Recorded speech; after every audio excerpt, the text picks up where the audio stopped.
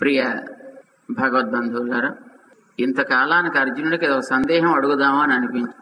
13, 14, 15, 16 సందేహాలేం లేవు. అలా వింటూ కూర్చున్నాడు. మధ్యలో ఎక్కడో ఒకటి అడిగాడు. కానీ అడగకుండానే భగవానుడు తాను చెప్పదలుచుకున్న దానిని సమగ్రంగా వివరిస్తూ వెడుతున్నాడు. క్రిందటి అధ్యాయంలో శ్రద్ధ లేకుండా చేసేటటువంటి శాస్త్ర విరుద్ధమైనటువంటి కర్మలు, శ్రద్ధతో చేసేటటువంటి శాస్త్ర విరుద్ధమైనటువంటి కర్మలు ఇక్కడ అక్కడ కూడా ఫలితాలను ఇవ్వవు సుమా అని చెప్పాడు. ఏదైనా ఒక పని చేయాలి అనంటే శాస్త్రం ఏం చెప్పిందో దానిని చేయాలి తప్ప నాకిలా తోస్తోందండి, నాకిది బాగున్నట్టుందండి, నాకు ఇది సుఖంగా ఉంటుందండి అని నీ సుఖానికి తగ్గట్టుగా చెయ్యకూడదా? దాని నియమమేదో శాస్త్ర నియమమేదో దానికి నీవు కట్టుబడి ఉండవలసి ఉంటుంది. అయ్యా, నాకు ప్రొద్దున్న ఎండ వస్తే బాగుండదండి, నాకు అది ఇష్టం లేదండి. మధ్యాహ్నం అంత ఎండ ఉండడం నాకు ఇష్టం లేదండి. ఐ डिडंट लाइक द सन. तुम्हारी इच्छा से किसको मतलब है? यदि तू रोशनी को चाहे न चाहे सूरज तो देते ही रहेगा. देने वाले रोशनी को कैसा प्रयोग करना है, कैसा उसका उपयोग लेना है, इसके बारे में सोचना एक समझदार का काम होता है. तो नहीं चाहता और कुछ चाहता, वो केवल पागल का काम होता है. शास्त्र में क्या बताया, कैसा बताया, उस विषय को आप लेकर उसका अनुसार अपना जीवन को चलाना सीखो. अपने मनमानी शास्त्र का अन्वय मत करो. Most of the times we see the temples nowadays. They make temples. We have seen several temples. They make deities, but according to their own wish. अपना मन मनी भगवान को बनाते हैं, अपना मन मनी भगवत मंदिरों को निर्माण करते हैं और चलाना शुरू करते हैं. अरे क्या ऐसा कर रहा है, कहाँ है ऐसा? स्वामी जी, ये तो हमारे लिए यही लायक है, तो हम यही कर सकेंगे. अरे तू कर सकना नहीं कर सकना की क्या बात है? यदि करना तो जो शास्त्र बताता वो करो. तुम्हारे मन के अनुसार शास्त्र का निर्माण तू नहीं करना है. जो शास्त्र बताया है उसके अनुसार अपना काम को सुधारना पड़ेगा. परंतु आजकल वो बहुत मुश्किल हो रहा है. I have seen temples in many places. బహుశా మీరు కూడా చూస్తుంటారు అనుకుంటా. ఎక్కడో ఒక చోట ఆయన గుడి కట్టాడండి. ఆ గుడికి పైన గోపురంగా పాపం దేవుడు బుర్ర పెట్టాడు. గుడి కింద కట్టాడు, ఆ గుడి పైన గోపురం పెట్టే చోట ఆ దేవుడు బొమ్మ పెట్టాడు. దేవుడు తల బొమ్మ పూర్తిగా పెడితే పోనీ బాగుండేది. ఇదివరకు తురక వాళ్ళ రాజ్యంలో తల తెక్కోసి కోట గోడ దగ్గర వేళ్లాడి కట్టేవారట, ఇష్టం లేని వాళ్ళది. అట్లా కొన్ని చోట గుళ్ళు కట్టి ఆ గుళ్ళ మీద దేవతల తలలు తీసుకెళ్లి పెట్టారు. అది వాడు ప్రేమతో పెట్టాడా దేంతో పెట్టాడో అర్థం కాదు. देखा हमने कई मंदिरों को मंदिर का निर्माण किया और वहां पर जहां पर मंदिर का विमान निर्माण करते हैं वहां एक भगवान का सिर को ले जाकर वहां पर रखा, वो मुकुट जैसा. अरे सिर केवल वहां पर ऐसा रखना कहाँ है? हमको ऐसा सपना में दर्शन दिया स्वामी जी, तो हमने ऐसा किया. आजकल लोग अपने मनमानी मंदिरों को बना रहे हैं और बोलते हैं भगवान मुझे सपना में ऐसा कहा. हनुमान जी के मूर्ति निर्माण करते हैं. हमने देखा हनुमान जी, हाँ, यद्यपि वो काम रूपी है, अपनी इच्छा के अनुसार वो स्वरूप धारण भी कर सकता तो है. फिर भी आजकल जो पंचमुखांजनेय, ऐसा आंजनेय स्वामी भगवान का बजरंग बली का मंदिर निर्माण करते हैं. एक सिर इधर, एक सिर इधर, एक सिर ऊपर और एक सिर पीछे. ये क्या है? किसका दिमाग फिर रहा है? तो भगवान मूर्तियों को दिमाग क्यों फिरा रहे हैं?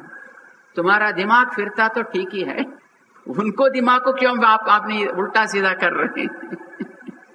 ये तो बहुत आश्चर्य की बात होता है बंधु। भगवान कैसे रहना है इसका प्रमाण आगम बोलता है। भगवान स्वयं ही आगम शास्त्र को बताए हैं, मैं ऐसा ऐसा रहता हूं, मेरे लिए ऐसे ऐसे मंदिरों का निर्माण करना है, आराधना करनी है। भगवान स्वयं बता दिए, जो बताए वो आप करना है। नहीं स्वामी जी, हमको ऐसा सपना में दर्शन देकर भगवान ने कहा तो ऐसा करो, तो बेचारा भगवान को कोई मिला नहीं तुमसे अलावा, और इसलिए वो तुम्हारे पीछे पीछे पड़कर तुमसे निर्माण करवाया। एक जगह में हमने देखा, एक ही मूर्ति को एक साइड हनुमान जी को निर्माण किया और दूसरे साइड गणेश जी को निर्माण किया, और एक मंदिर बनाया। हनुमान जी के सामने राम जी को बनाया, गणेश जी को सामने शिव जी को बनाया।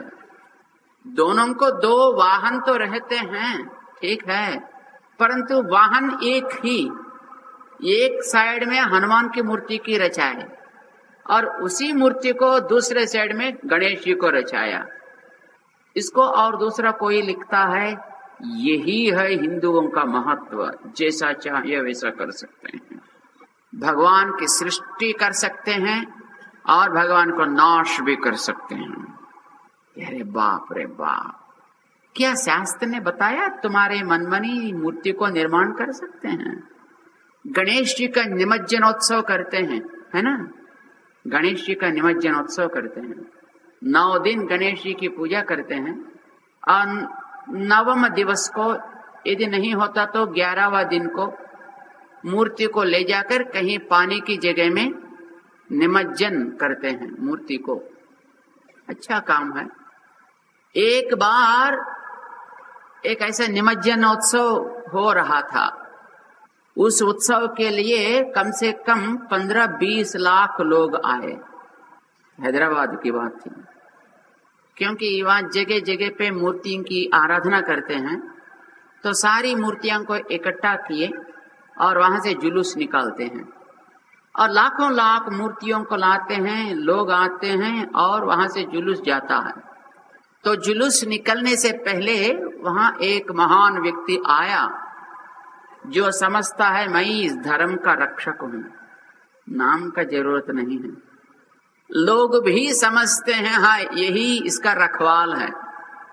वो आदमी जुलूस को संबोधन करते हुए कहा, हे बंधुओं, ये है अपना महत्व, हम भगवान को सृष्टि कर सकते हैं, नाश भी कर सकते हैं।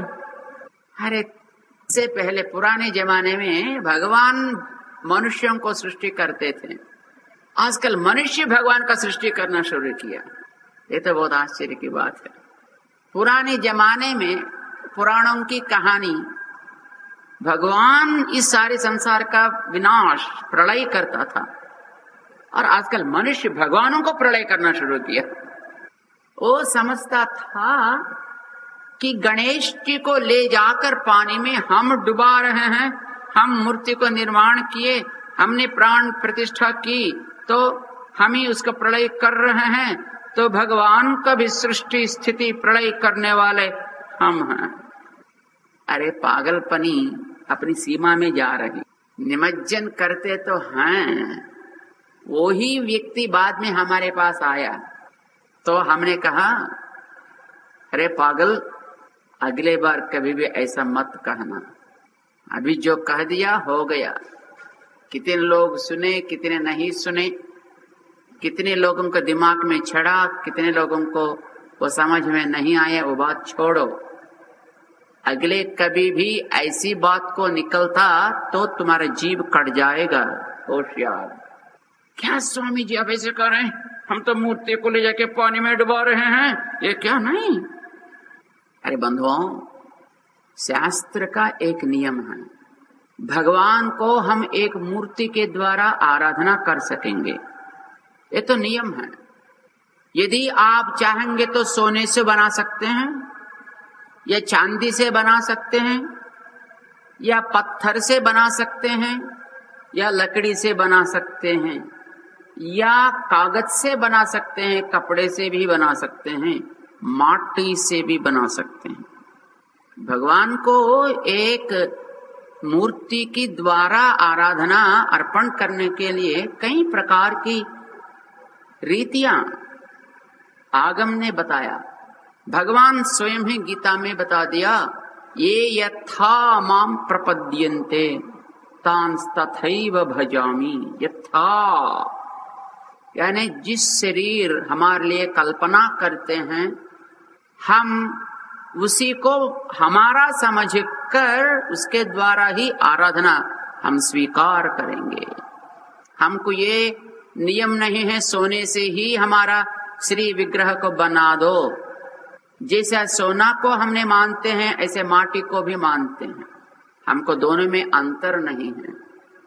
भगवान तो जब लोहमय मूर्ति की द्वारा आराधना स्वीकार करते हैं, उसको एक क्रम, पत्थर के द्वारा और एक क्रम, माटी के मूर्ति और एक क्रम, एक एक के लिए एक एक क्रम बताया गया आगम ग्रंथों में। कभी कभी हम ऐसी मूर्ति की कल्पना नहीं कर सकेंगे तो क्या करना है? तब आगम ने एक और चीज को बताया, क्षण द्रव्य ले लो। उसका नाम है क्षण द्रव्य होता है।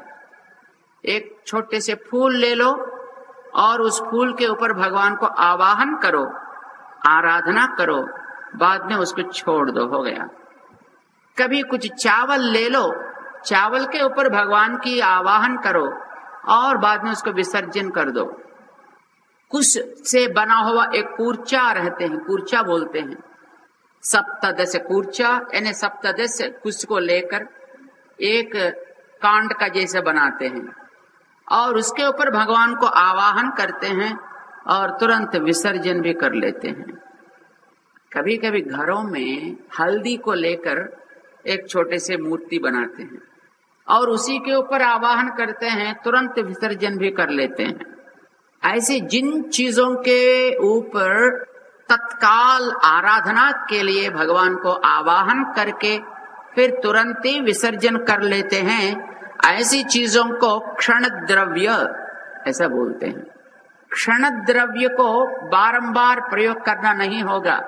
एक बार आवाहन करके छोड़ दिया तो उसको फिर वहां से विसर्जन करना पड़ेगा। माटी के अंदर भी यदि भगवान को आवाहना करना पड़ा तो आवाहना के पश्चात विसर्जन जब कर लेते हैं, उस द्रव्य को फिर दोबारा प्रयोग करना मना है। गणेश जी को माटी में बनाते हैं मूर्ति, 9 दिन के लिए मात्र। वो तो स्थायी रूप में रखने के लिए नहीं, तत्काल आराधना के लिए भगवान को आवाहन करते हैं। कुछ लोग 1 दिन ही आराधना करते हैं, कुछ लोग 3, कुछ लोग 5, कुछ लोग 7, कुछ लोग 9 दिन ऐसे आराधना करते हैं। कोई परवाह नहीं है, जितने भी अपनी इच्छा और अपनी ताकत के अनुसार आराधना तो कर सकते हैं। वो समय होने के पश्चात जब विसर्जन कर लेते हैं, तब वो द्रव्य को कैसा संभालना है। पुष्प छोड़ देते हैं, चावल छोड़ देते हैं, हल्दी छोड़ देते हैं, कुश छोड़ देते हैं। आपने यागशाला में देखा होगा, यज्ञ करने से पहले कुश को कूर्चा बनाकर यज्ञ कुंड के चारों ओर रखते हैं और यज्ञ समाप्ति पूर्णाहुति होने के पश्चात उन सब को लेकर जो गीटी लगाए उसको खोलकर और उन सब को घी से मिलाकर फिर अग्नि के अंदर डाल लेते हैं। उसको भी विसर्जन कर लिया। वहां कोई मूर्ति को आवाहना किए, वासुदेव, संकर्षण, प्रद्युम्न, अनिरुद्ध, चारों ओर 4 मूर्तियों को आवाहन किए, हो गई आराधना। तब उन कुशों को फिर विसर्जन कर लेते हैं, काम तो हो गया। माटी भी ऐसी चीज है। यदि माटी से मूर्ति बना और उसके अंदर आवाहन करके आराधना की और आराधना के पश्चात उसी मूर्ति को फिर छोड़ देना चाहिए। कहाँ छोड़ेंगे? उसी मूर्ति को ले जाकर पानी में छोड़ देना ठीक है, क्योंकि बाहर कहीं छोड़ा तो और कोई ले जा सकता है, और बाहर कहीं फेंका तो फिर इसके ऊपर कोई अपने पैर रख सकता है, तो ऐसा रखना करना वो तो उचित नहीं है। उसको छोड़ने के लिए, ऐसे अनुचित काम न होने के लिए उसी माटी का मूर्ति ले जाकर पानी में निमज्जन कर लेते हैं। यदि वो लोह का मूर्ति या पत्थर का मूर्ति होता तो उसको आराधना विसर्जन होने के पश्चात अभिषेक कर लेते हैं। जो लोहे की मूर्तियां होती हैं उनमें तत्काल के लिए ही भगवान को आवाहन करते हैं। अचल मूर्ति बोलते हैं ना उसको। सो अचल मूर्ति के अंदर भगवान को आवाहन करते हैं और कोई उत्सव मनाते हैं, जुलूस हो या और कोई उत्सव हो, होने के पश्चात उसको एक बार पानी से अभिषेक कर लेते हैं तो मूर्ति फिर शुद्ध हो गई, फिर उसको दोबारा प्रयोग कर सकते हैं। पत्थर का मूर्ति फिर भी दोबारा प्रयोग कर सकते हैं, माटी का तो दोबारा प्रयोग नहीं होता। माटी की गड़ा बनाते हैं ना, और माटी की गड़ा में चावल पकाते हैं या और कोई कुछ पकाते हैं, क्या उसको फिर धोकर दोबारा उसमें पकाते हैं?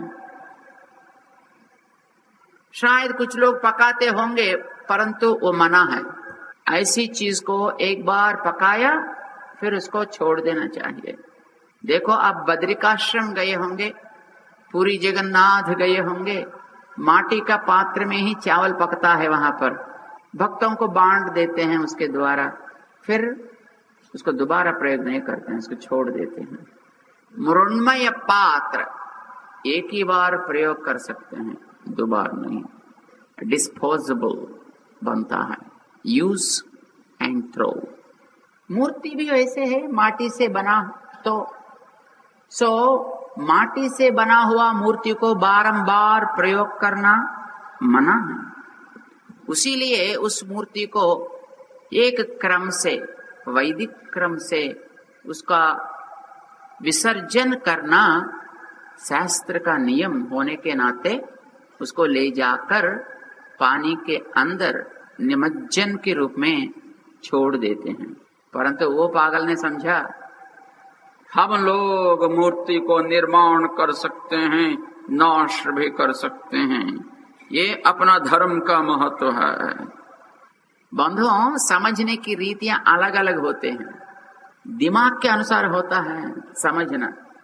पहले पहले कोई अंग्रेजी लोग जब अपने देश में आए तो सारे देश में घूमते थे और लोगों का आचार व्यवहार देखते थे और उसके अनुसार वे कुछ अपने निर्णय को भी ले लेते थे। एक बार एक आदमी ने ऐसा जो आया बाहर से, जो अंग्रेजी वाला, वो कोई गांव से जा रहा था, नदी के ऊपर एक पुल बना हुआ, वो पुल में से वो पुल का ऊपर वो चल रहा था। जब ऊपर जा रहा था तब नीचे देखते हुए कुछ दोभी रहते ना, वो दोभी नीचे पत्थर रखते हैं और बड़ा गड़ा में कपड़ों को उबाल कर ले आते हैं और उसके अंदर कोई ये ब्लू पाउडर गीडर सब डालकर उसको उबालते हैं कपड़ों को, और उस पत्थर के ऊपर, इससे पहले ऐसे वॉशिंग मशीन तो था नहीं ना, तो वो पत्थर में ऐसा मारते थे कपड़ों को, हुस हुस हुस हुस ऐसा। तो ये जो अंग्रेजी आदमी जो था वो ऊपर जा रहा था, वो देखते जा रहा था, अरे ये आदमी क्या कर रहे हैं, ये भारतीय लोग कितने पागल हैं? कपड़े से पत्थर को फोड़ना चाहता है। वो देखा, ये कपड़े से पत्थर के ऊपर ऐसा ऐसा फोड़ रहा था, फिर पानी में डुबाया, फिर भी फोड़ रहा था, ऐसे मार रहा था ना, मारते ना कपड़े को। वो देख रहा था, देखते जा रहा था। तो उन्होंने सोचा, अरे ये कहीं पागल क्या लोग, कोई हथौड़ी लेकर मारते तो पत्थर फोड़ता है, कि कपड़े से क्या पत्थरों को मारना। ये कपड़े हो गया, फिर वो कपड़े को पानी में ऐसे ऐसे खींचकर वो एक साइड में फेंक दिया, दूसरा कपड़ा ले लिया, फिर भी वो ऐसा ऐसा मार रहा था। क्या आदमी है, इस देश के आदमी बिल्कुल जानते नहीं हैं, ये पत्थर को कैसा फोड़ना तक नहीं जानते हैं, एक कपड़े लेकर पत्थरों को फोड़ना शुरू कर रहे हैं। ये तो बहुत बेवकूफ लोग हैं। वो लिख लिया अपने पुस्तक में। कौन बेवकूफ है? वो दो भी, या ऐसा जिन्होंने समझा। शास्त्र में कई कई नियम बताए गए हैं। समझने वालों का दिमाग कभी कभी अच्छी तरह समझ सकता है, और प्रायः बहुत सारे लोगों को वो नियम ठीक से समझ में नहीं आता है। जो नहीं समझ सकेंगे वो अपनी मनमानी व्याख्या करते रहेंगे और लोगों को अलग रास्ते पे ले जा सकते हैं और दुनिया का नियम को नाश करते हैं। आजकल जो धर्म रक्षक हम हैं कहते हैं, ये ऐसे भक्षक बन गए हैं। ये तो दुख की बात है, परंतु ये तो सत्य है। कई मंदिरों में हम देख सकते हैं, कई सामाजिक काम करने वालों के साथ हम ऐसे नियमों को देख सकते हैं। अर्जुन को भी मन में लगा कि शास्त्र का बात अलग रखो भैया, मुझे ये ठीक लगता है, मैं तो अच्छी तरह पक्का करूंगा। तब क्या होता है? शास्त्र के बात छोड़ दो, शास्त्र बहुत कुछ बोलता है। शास्त्र को मेरे बारे में क्या पता है? मैं कैसा दुखित हूं, शास्त्र को क्या पता है? मेरा दुख मुझे मालूम है, शास्त्र को क्या मालूम है? तो मैं मेरे सुख के लिए मैं ऐसा काम करूंगा तो क्या होगा? तो नरक जाएगा, घोर भयंकर नरक में तो डूबेगा। वहां तुमको तेल में उबाल उबाल के, आरा से काट काट के, सूल से खोद खोद के छोड़ेंगे। बंधुओं, काम श्रद्धा से करना मात्र नहीं, शास्त्र नियम के अनुसार ही श्रद्धा रहना उचित है। अर्जुन का सवाल है 17वां अध्याय के पहले, शास्त्र को छोड़ो, मैं श्रद्धा से बहुत श्रद्धा से करूंगा काम, तो क्या होगा? ये उनका सवाल है। अर्जुन ने पूछता भगवान से, ये शास्त्र विधि मुत्सृज्य ये जनते श्रद्धयान्विताः, शास्त्र विधि को छोड़कर परंतु बहुत बड़ी श्रद्धा से जो करते हैं, क्या कृष्ण? तेषाम निष्ठा तो का कृष्ण सत्वमाहो रजस्तमः। उन लोगों की स्थिति कैसी होगा? क्या सात्विक हैं वे, या राजसिक हैं, या तामसिक बनेंगे? ये सवाल है अर्जुन का। उसका समाधान है 17वां अध्याय। निर्णय बोलते हैं भगवान, शास्त्र विधि को छोड़कर तो जितने भी श्रद्धा से काम करो, तुम्हारा उद्धार कभी भी नहीं हो सकता और तुमको नरक ही मिलेगा। अश्रद्धया हृतम हुतम दत्तम, श्रद्धा के बिना, शास्त्र श्रद्धा के बिना तूने होम करो, दान करो, तप करो या और कुछ करो, वो सब असत प्राय बन जाएगा। उनको ऊपर का भी नहीं है उद्धार, यहां भी उनका उद्धार बिल्कुल ही नहीं है। समाधान भगवान ने इसमें बताकर, श्रद्धा आहार में, यज्ञ, दान, तप में, सात्विक, राजसिक, तामसिक और वाचिक, कायिक और मानसिक, ऐसे तीन प्रकार का बताइए। ये 17वां అధ్యాయ है। 17వ అధ్యాయం చాలా ప్రధానమైనది। ఇందులో శాస్త్రాన్ని అతిక్రమించి చేసే పని నువ్వెంత శ్రద్ధగా చేసినా అది ఉత్త దండగా, అది భగవాన్ శాస్త్రాన్ని అనుసరించి నువ్వు కొంచెమే చెయ్యి, పర్వాలేదు, ఎంత చెయ్యగలిగితే అంతే చెయ్యి, పర్వాలేదు, అది భగవానుడు నిర్ణయం చేసి చెప్తున్నాడు। ఈ మధ్య కాలంలో చాలా మంది ఇండ్లలో హోమాలు చేస్తున్నారు। వాడికి హోమాలు చేసుకోవాలని పెద్ద సరదా, అంటే రోజు ఏదో ఇంత చిన్న పాత్ర పెట్టుకుంటారు, అందులో ఏదో వెలిగిస్తారు, ఏదో 2 పుల్లలు పారేస్తారు, దాంట్లో అలా పొగొస్తూ ఉంటుంది। ఇట్స్ ఓకే, పొగ వరకు మంచిది, కానీ దానివల్ల నీకైనా పుణ్యం పురుషార్థం ఉంటుందా? ఏమీ ఉండదు। ఎందుకు? నీకు హోమం అనేది అలా చెయ్యి అని ఎక్కడ నీకు వేదం చెప్పలా। హోమం చేసేటప్పుడు ఎట్లా నిప్పుని వెలిగించాలంటే ఎట్లా వెలిగించవలే, వెలిగించిన దానిని ఎట్లా నడిపించవలే, తిరిగి దాన్ని ఆర్పాలంటే ఎట్లా ఆర్పవలే. ఏదో అగ్గిపొల్ల ఉంది కదా, ఇంత కిరసనాన్ని పోసేసి టక్కన వెలిగిస్తే దాన్ని పొయ్యి అంటారు తప్ప హోమం అనరండి దాన్ని. నువ్వు పొయ్యి వెలిగించుకుంటే వంట చేసుకోవడానికి పనిచేస్తుంది, అని హోమం చేయడానికి పనికిరాదు.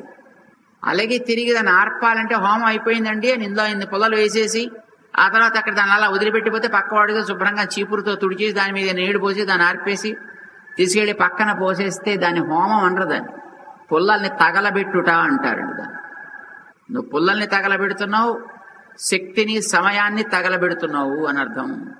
దాన్ని ఇప్పుడు హోమం అనరండి. హోమం చేసే వ్యక్తి ఎట్లా ఉండాలో నియమం ఉందండి. శుభ్రంగా హాయిగా షర్ట్ వేసుకొస్తాడు, ప్యాంట్ వేసుకొస్తాడు, అలాగే కూర్చొని అందులో 2 పుల్లలు పారేస్తాడు, దాంట్లో అయిపోయింది హోమం. అట్లా చేస్తే నీకు ఏమైనా పురుషార్థం దక్కుతుంది, కొన్ని పుల్లల్ని కాల్చిన పుణ్యం దక్కుతుందేమో గాని నీకు ఆత్మకి ఉజ్జీవనకరమైన లాభమైతే ఏమీ దక్కదు. హోమం చెయ్యాలి అని అంటే అగ్నిహోత్రాన్ని ఉపాసన చేసే వ్యక్తి ఏ నియమాలతో ఉండాలో ఉందండి మనకి శాస్త్రం చెప్పింది. కానీ అవన్నీ ఎందుకండి మనకి? ఏదో కాస్త హోమం చేయడం చాలు. ఏదో మంత్రం చదువు, ఇంద్రాయ స్వహ, సూర్యాయ స్వహ, ప్రజాపతయ స్వహ వేసేయండి. దాంట్లో ఏమైనా మంత్రాలు ఎవడికి రావండి? ఇప్పుడు శుభ్రంగా హాయిగా పుస్తకాల నిండా మంత్రాలేనాయి, పంచాంగాల నిండా మంత్రాలేనాయి. దానికోసం ప్రత్యేకించి పుస్తకాలు వచ్చేసాయండి. మంత్రాలు, యంత్రాలు, తంత్రాలు, యజ్ఞాలు, బ్రహ్మాండం భయంకరమైనటువంటి పుస్తక వాంగ్మయం మనకి బజార్లో లభిస్తోంది. నీకు ఇది కావాలా ఇలా చేసుకో, అది కావాలా అలా చేసుకో, ఇంకోటి కావాలా మరోలా చేసుకో. కనుక వెలిగించేయడం, దాంట్లో శుభ్రంగా స్వాహా మనకి అందరికీ మంత్రం వచ్చినది. దీనికి పెద్ద ఎవరికైనా చేయాలా చెప్పాలా? స్వాహా వేసే 2 పుల్లలు దాంట్లో బారిస్తే అక్కడికి మనకి అమ్మ ఏదో లాభం వచ్చేసింది. చాలా మందికి కొంచెం మనలాంటి వాళ్ళు చేసే కార్యక్రమంలో అసంతృప్తి ఉంటుందండి. ఏమిటోనండి, వాళ్ళ దగ్గరికి వెడితే మా అందరి చేత కూడా హోమాలు చేస్తారు. చక్కగా మేము కూడా కుండాల మీద కూర్చుంటాం, మేము కూడా హోమాలు చేస్తాం. ఏంటో జీఎర్ స్వామి దగ్గరికి వస్తే అసలు కుండాల దగ్గరికి రానివ్వరు, మా చేత హోమం చేయనివ్వరు. అక్కడికి వెడితే చేయనిస్తారు, ఇక్కడికి వెడితే చేయనిస్తారు, ఎక్కడికో పోతే చేయనిస్తారు, మా చేతే వేయిస్తారు. మేము పట్టుకుని చక్కగా పూర్ణావతి మేమే చేస్తామండి. మీ దగ్గరికి వస్తే ఏమి మామూలు లోపల కుండంలో కూడా రానివ్వరండి, యాగశాలలో కూడా రానివ్వరు. ఏమిటో అంతా గుమ్మాల దగ్గరే మేము నించోవాలి. మేము కూడా చక్కగా స్నానం చేసి వస్తాం, మంచి బ్రహ్మాండం కొత్త చుక్క దొడుకొచ్చాం. మేము మా చేతి ఎందుకు చేయనివ్వరండి? ఎందుకు చేయనివ్వాలి అని చేసే క్రమం ఒకటి ఉందా? శాస్త్రం కొన్ని నియమాలు చెప్పింది. నీకు విశ్వాసం ఉంటే అగ్నిహోత్రం దానికి ఒక నియమం అని అనుకుంటే శాస్త్రం చెప్పినట్టు చేయి. లేదండి హోమం చేస్తాం కానీ శాస్త్రం అక్కర్లేదు అని అంటే నీకు హోమం ఎందుకు? శాస్త్రము అది అతిక్రమించరానిది. నీకు దృష్ట ఫలం కనిపించకపోవచ్చు, ఎదురుకుండా ఫలితం కనిపించకపోవచ్చు, కానీ దానివల్ల కలిగే దుష్ప్రభావాన్ని తర్వాత ఎప్పుడో అనుభవిస్తాం మనం. ఇప్పుడు శుభ్రంగా నెయ్యి పోసుకుని పెరుగు పోసుకుని తింటుంటే తినేటప్పుడు మంచి రుచిగా ఉంటుందండి. తర్వాత కదా కొలెస్ట్రాల్ వచ్చేది. అది కొలెస్ట్రాల్ వచ్చినప్పుడు ఏడుస్తాడు, అయ్యో ఎందుకు తిన్నాను రా బాబు, ఆ వేళ ఆయనకి ఇలా వచ్చేసింది, గుండె పట్టుకుంది, ఇక్కడ ఆపరేషను, ఈ గుండె కోసి అది పెట్టి ఇది పెట్టి స్టంట్ పెట్టి మరొకటి పెట్టి ఎందుకు వచ్చింది తలకాయ నొప్పిరా బాబు అని. మరి తినేటప్పుడు ఏమైంది? అప్పుడు తెలియదు, అప్పుడు కనిపించదు కదా, అప్పుడు మంచి రుచిగా ఉంటుంది. అప్పుడు వేపుళ్ళు తింటుంటే ఎంత బాగుంటాయండి, కర్రలాడుతూ ఫస్ట్ క్లాస్గా ఉంటాయి. కానీ ఆ వేపుళ్ళు తిన్న తర్వాత ఒంట్లో తడి ఆరిపోతే అప్పుడు దాహం ఎక్కువ వేస్తుంటే అప్పుడు తెలుస్తుంది, అయ్యో ఎందుకు తిన్నాను రా బాబు. ఆ ముందర తింటుంటే కురుకురులు బాగుంటాయి, చాలా బాగుంటాయి, చాలా రుచిగానూ ఉంటాయి. శాస్త్రము నియమము పాటించుట అనేది అందరికీ మంచిది. నీకు విశ్వాసం ఉంటే నియమాన్ని పాటించు, లేదా దాని జోలికి పోకు, ఫైన్, దానికే పోక. అసలు నువ్వు పెద్ద ప్రశ్న అది. వెడతానండి అది చేస్తాను కానీ నా ఇష్టం వచ్చినట్టు చేస్తాను. నీకు వేదం మీద నమ్మకం లేదనుకో, వదిలే ఈ వేదాన్ని, छोड़ वेद को, कोई बात नहीं है. वेद के ऊपर श्रद्धा है कह के वेद मंत्रों को तूने गलत किया, तूने उनका स्वर को बदल दिया, तूने उस स्वर का नाश किया, तो वो पाप कोई सहन करने वाला नहीं होता. भगवान उसकी क्षमा कभी भी नहीं करेंगे. बहुत लोग आप सब जानते हैं गायत्री महामंत्र को कैसेट बना दिया, ओम भूर्भुवः स्वः, हमारा कौशिक जी जैसा गाते, तत्सवितुर्वरेण्यम् कौन कहा उस स्वर को? तू वो मंत्र को क्यों लेता, ऐसे स्वर को नाश क्यों करता? छोड़ दो मंत्र को, तू स्पर्श तक मत करो, ठीक है, वो अपने सोने दो और अपने रोने दो। तू पकड़कर उसको क्यों बदलता है और उसका नाश क्यों करता है? ये ठीक नहीं है, ये गलत है। स्वर को बदलना प्राण को निकालना जैसा है। मानव का शरीर एक स्वर से, लय से निर्माण होता है। यदि उस लय के अंदर कुछ फर्क पड़ा तो वो बुखार, उसी को बुखार बोलते हैं, डिसईज बोलते हैं उसको। स्वास्थ्य ठीक नहीं है माने क्या है? लय परिवर्तन हो गया, बस। तो लय को क्यों पकड़ता है, इस प्राण को क्यों निकालता है? यदि तुमको प्यार है तो लय के अनुसार तू चलो, प्यार नहीं है उसको टच मत करो, छोड़ दो, वो गाने वालों को गाने दो। तू लेकर श्रद्धा दिखाते हुए उसका स्वर बदलना, उसका प्राण निकालना होता है स्वामी जी आपके ऊपर मुझे बहुत प्यार है, आपका प्राण के ऊपर प्यार, प्राण को मैं निकाल दूंगा, आपके ऊपर तो इतना प्यार है, बोलो मत। ये क्या दिमाग रहने वाला बात होता है? ये नहीं होगा। शास्त्रम प्रमाणम, जो 16वां अध्याय के अंदर भगवान ने कहा, तस्मात् शास्त्रम प्रमाणन्ते। हे अर्जुन, जो कुछ भी काम करना है शास्त्र उसके बारे में बताता है। कार्य व्यवस्थितौ, जो करना है जो छोड़ना है शास्त्र बताता है। ज्ञात्वा शास्त्र विधानोक्तम, शास्त्र जिसको बताया वो जान लो तब काम करो, करना है तो जानकर करो। ये भगवान ने 16वां अध्याय का अंत में काम करने के लिए शास्त्र का अनुसार करने में कितना महत्व है इसके बारे में बताया। और 17वां अध्याय का शुरू में ही अर्जुन को एक सवाल निकला, ये शास्त्र विधि मुत्सृज्य, शास्त्र को मैं नहीं पकड़ता भगवान, परंतु श्रद्धा है मेरे अंदर। ये जनते श्रद्धयान्विताः, वे क्या होंगे, वे कौन सी गोष्ठी में बैठ सकते हैं? सात्विक गोष्ठी में या राजसिक गोष्ठी में या तामस गोष्ठी में, किसमें वो आएंगे मिलेंगे? ఇది అడిగాడండి। శ్రద్ధ ఉంది కానీ శాస్త్రం నాకు అక్కర్లేదు, శ్రద్ధగా చేస్తా। చాలా మంది అడుగుతుంటారు కానీ రోజుల్లోనూ, ఏమిటండి ప్రతి శాస్త్రాలు గీస్త్రాలను పక్కన పెట్టండి, అన్నీ ఉండాలా ఏంటండి? హాయిగా నేను ఎవరిని హింస పెట్టను, నేను ఎవరి జోలికి పోను, నా మానాన్ని నేనుంటా, నేను మంచిగా ఉంటా, చాలదండి? నీకు శాస్త్రం అట్లా ఉండాలని చెప్పిందా? పోనీ ఉండగలవా నువ్వు అట్లాగా? ఏమండి, ఉండగలవా అట్లాగా? నాకు చేతనైతే 10 మందికి ఉపకారం చేస్తానండి, లేకపోతే నేను చేయనండి, ఏం మంచిదే కదండి అంటే నువ్వు ఉండగలవా అట్లాగా? నీకంటే ఆ చెట్టు నయం అప్పుడు, ఎందుకంటే అది తన మానాన్ని తను బతుకుతోంది, ఎవరికి హాని చేయటం లేదు, ఎవరిని హింసించటం లేదు, ఎవరిని తిట్టటం లేదు, కొట్టటం లేదు, చేతనైతే నీడనిస్తోంది, గాలినిస్తోంది, ఎప్పుడైనా చేతనైతే పువ్వులో పండ్లో ఇస్తోంది, ఇచ్చి ఏం అడగటం లేదు, మంచి దాత, నీకంటే మంచి దాత। 100 పువ్వులు పూస్తే 100 పువ్వులు బయట వాళ్ళకే ఇచ్చేస్తుంది, ఇచ్చి డబ్బులు అడగదు। నువ్వు ఉంటావు అలాగా? దానికి 1000 కాయ కాస్తే ఒక్క కాయ కూడా నా కోసం నేను అట్టే పెట్టుకుంటానండి, మిగతాని మీరు పుచ్చుకోండి అనదు చెట్టు, అన్ని నీకే ఇస్తుంది, ఇచ్చి డబ్బు అడగదు। దాని పేరు చెప్పి నువ్వు అమ్ముకుంటావు, దాని పేరు చెప్పి నువ్వు ఆర్జించుకుంటావు ధనాన్ని, కానీ చెట్టు ఎప్పుడు నీ నుంచి డబ్బు అడగదు। అరే ఇచ్చానే నే నిన్ను అని కూడా అనుకోదు। ఉంటావా నువ్వు అట్లాగా? ఉండగలవా నువ్వు అట్లాగా? అంటే నీ బతుకు చెట్టు కంటే అన్యాయం, దానికంటే అధమం నీ బతుకు, ఇంకా ఆ మాత్రం కూడా నీకు లేదు కనుక మరి దానికంటే గొప్ప బతుకు బతుకుతూ నువ్వు చేయాల్సింది అది చేసే పని చేసి ప్లస్ ఇంకా ఎక్కువ ఏమైనా చేస్తే అప్పుడు దానికంటే నీ బతుకు ఉత్తమం। దాని పాటి కూడా మానవుడికి లేదే, జంతువులకుంది, పక్షులకుంది, ఇతర పశువులకుంది, మనిషికి లేదు। ఆలోచించుకోండి ఒక్కసారి। ఒక కుక్కని కాపలా పెట్టుకుంటే అది 24 hours నీ దగ్గర కాపలా కాస్తూనే ఉంటుంది. ఏమంటే 8 hours నా డ్యూటీ, ఎక్స్ట్రా డ్యూటీ చేస్తే నాకు ఎక్స్ట్రా పేమెంట్ ఇవ్వాలి అని ఎప్పుడు అడగదు అది. మీరు చేస్తారు అట్లాగా?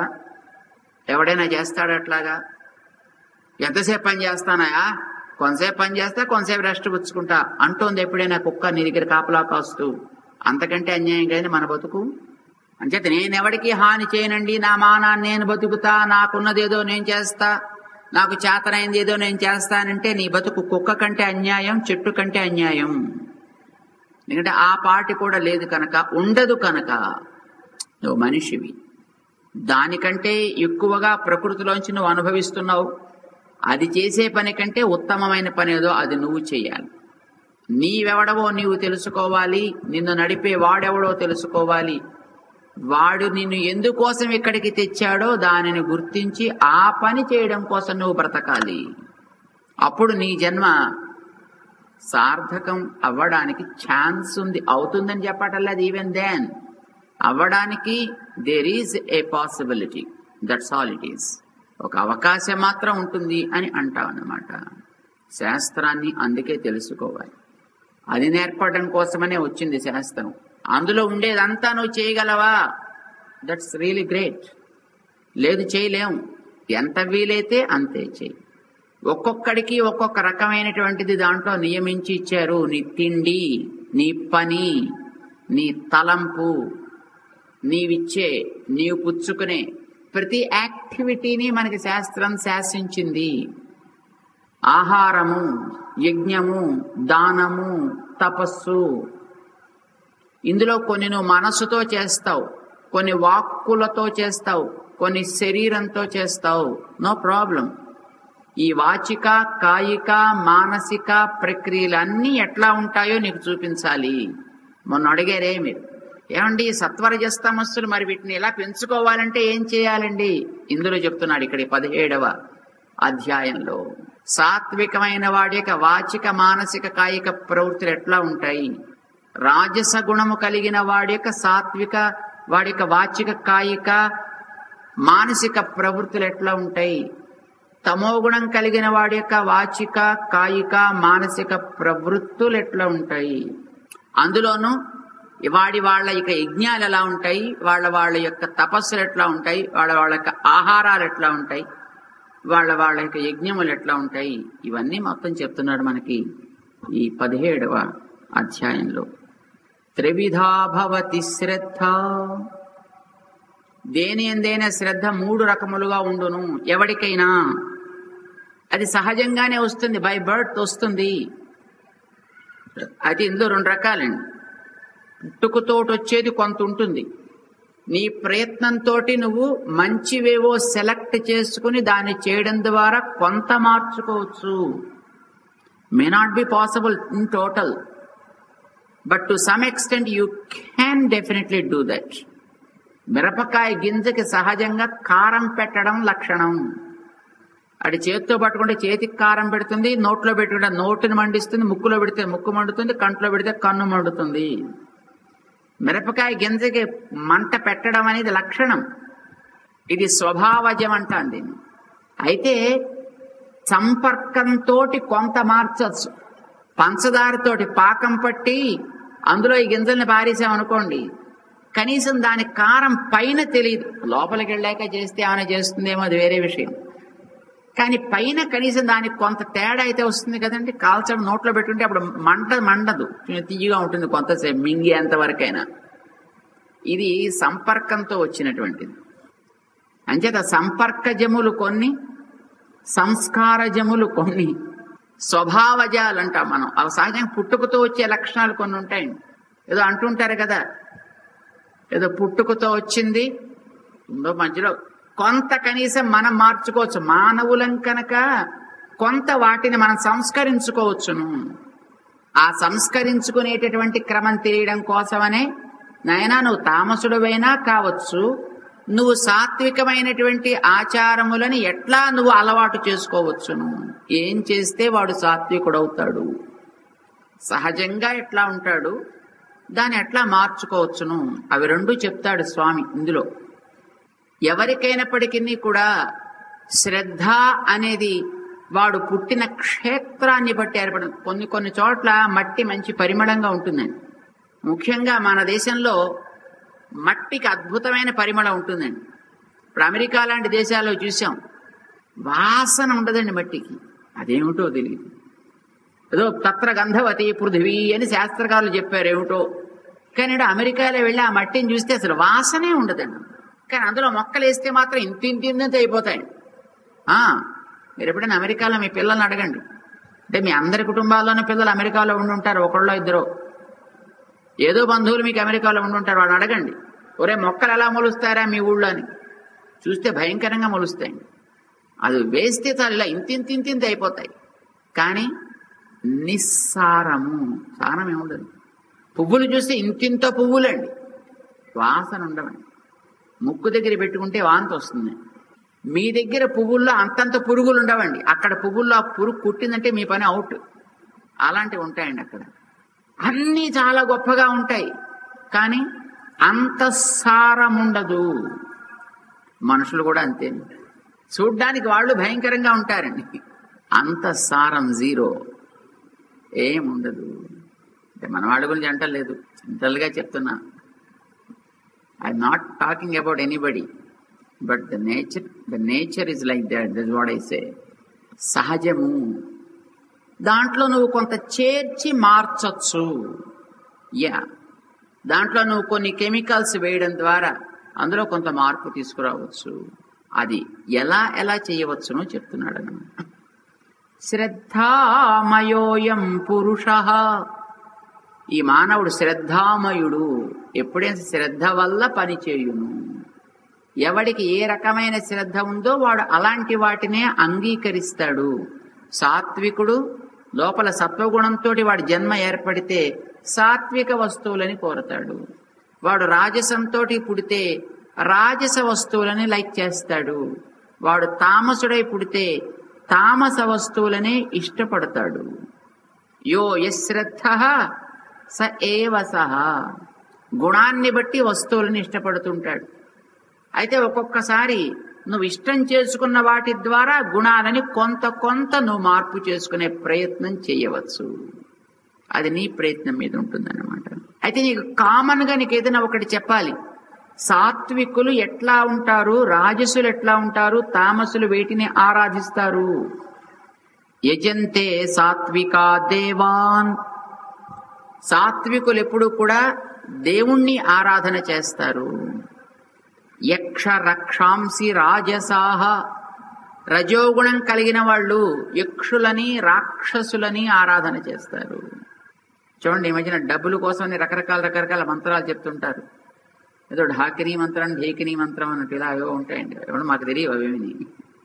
ఏదో కుబేరుడు మంత్రం అంటే, కుబేరుడు అంటే కూడా యక్షుడు అని అర్థం అండి.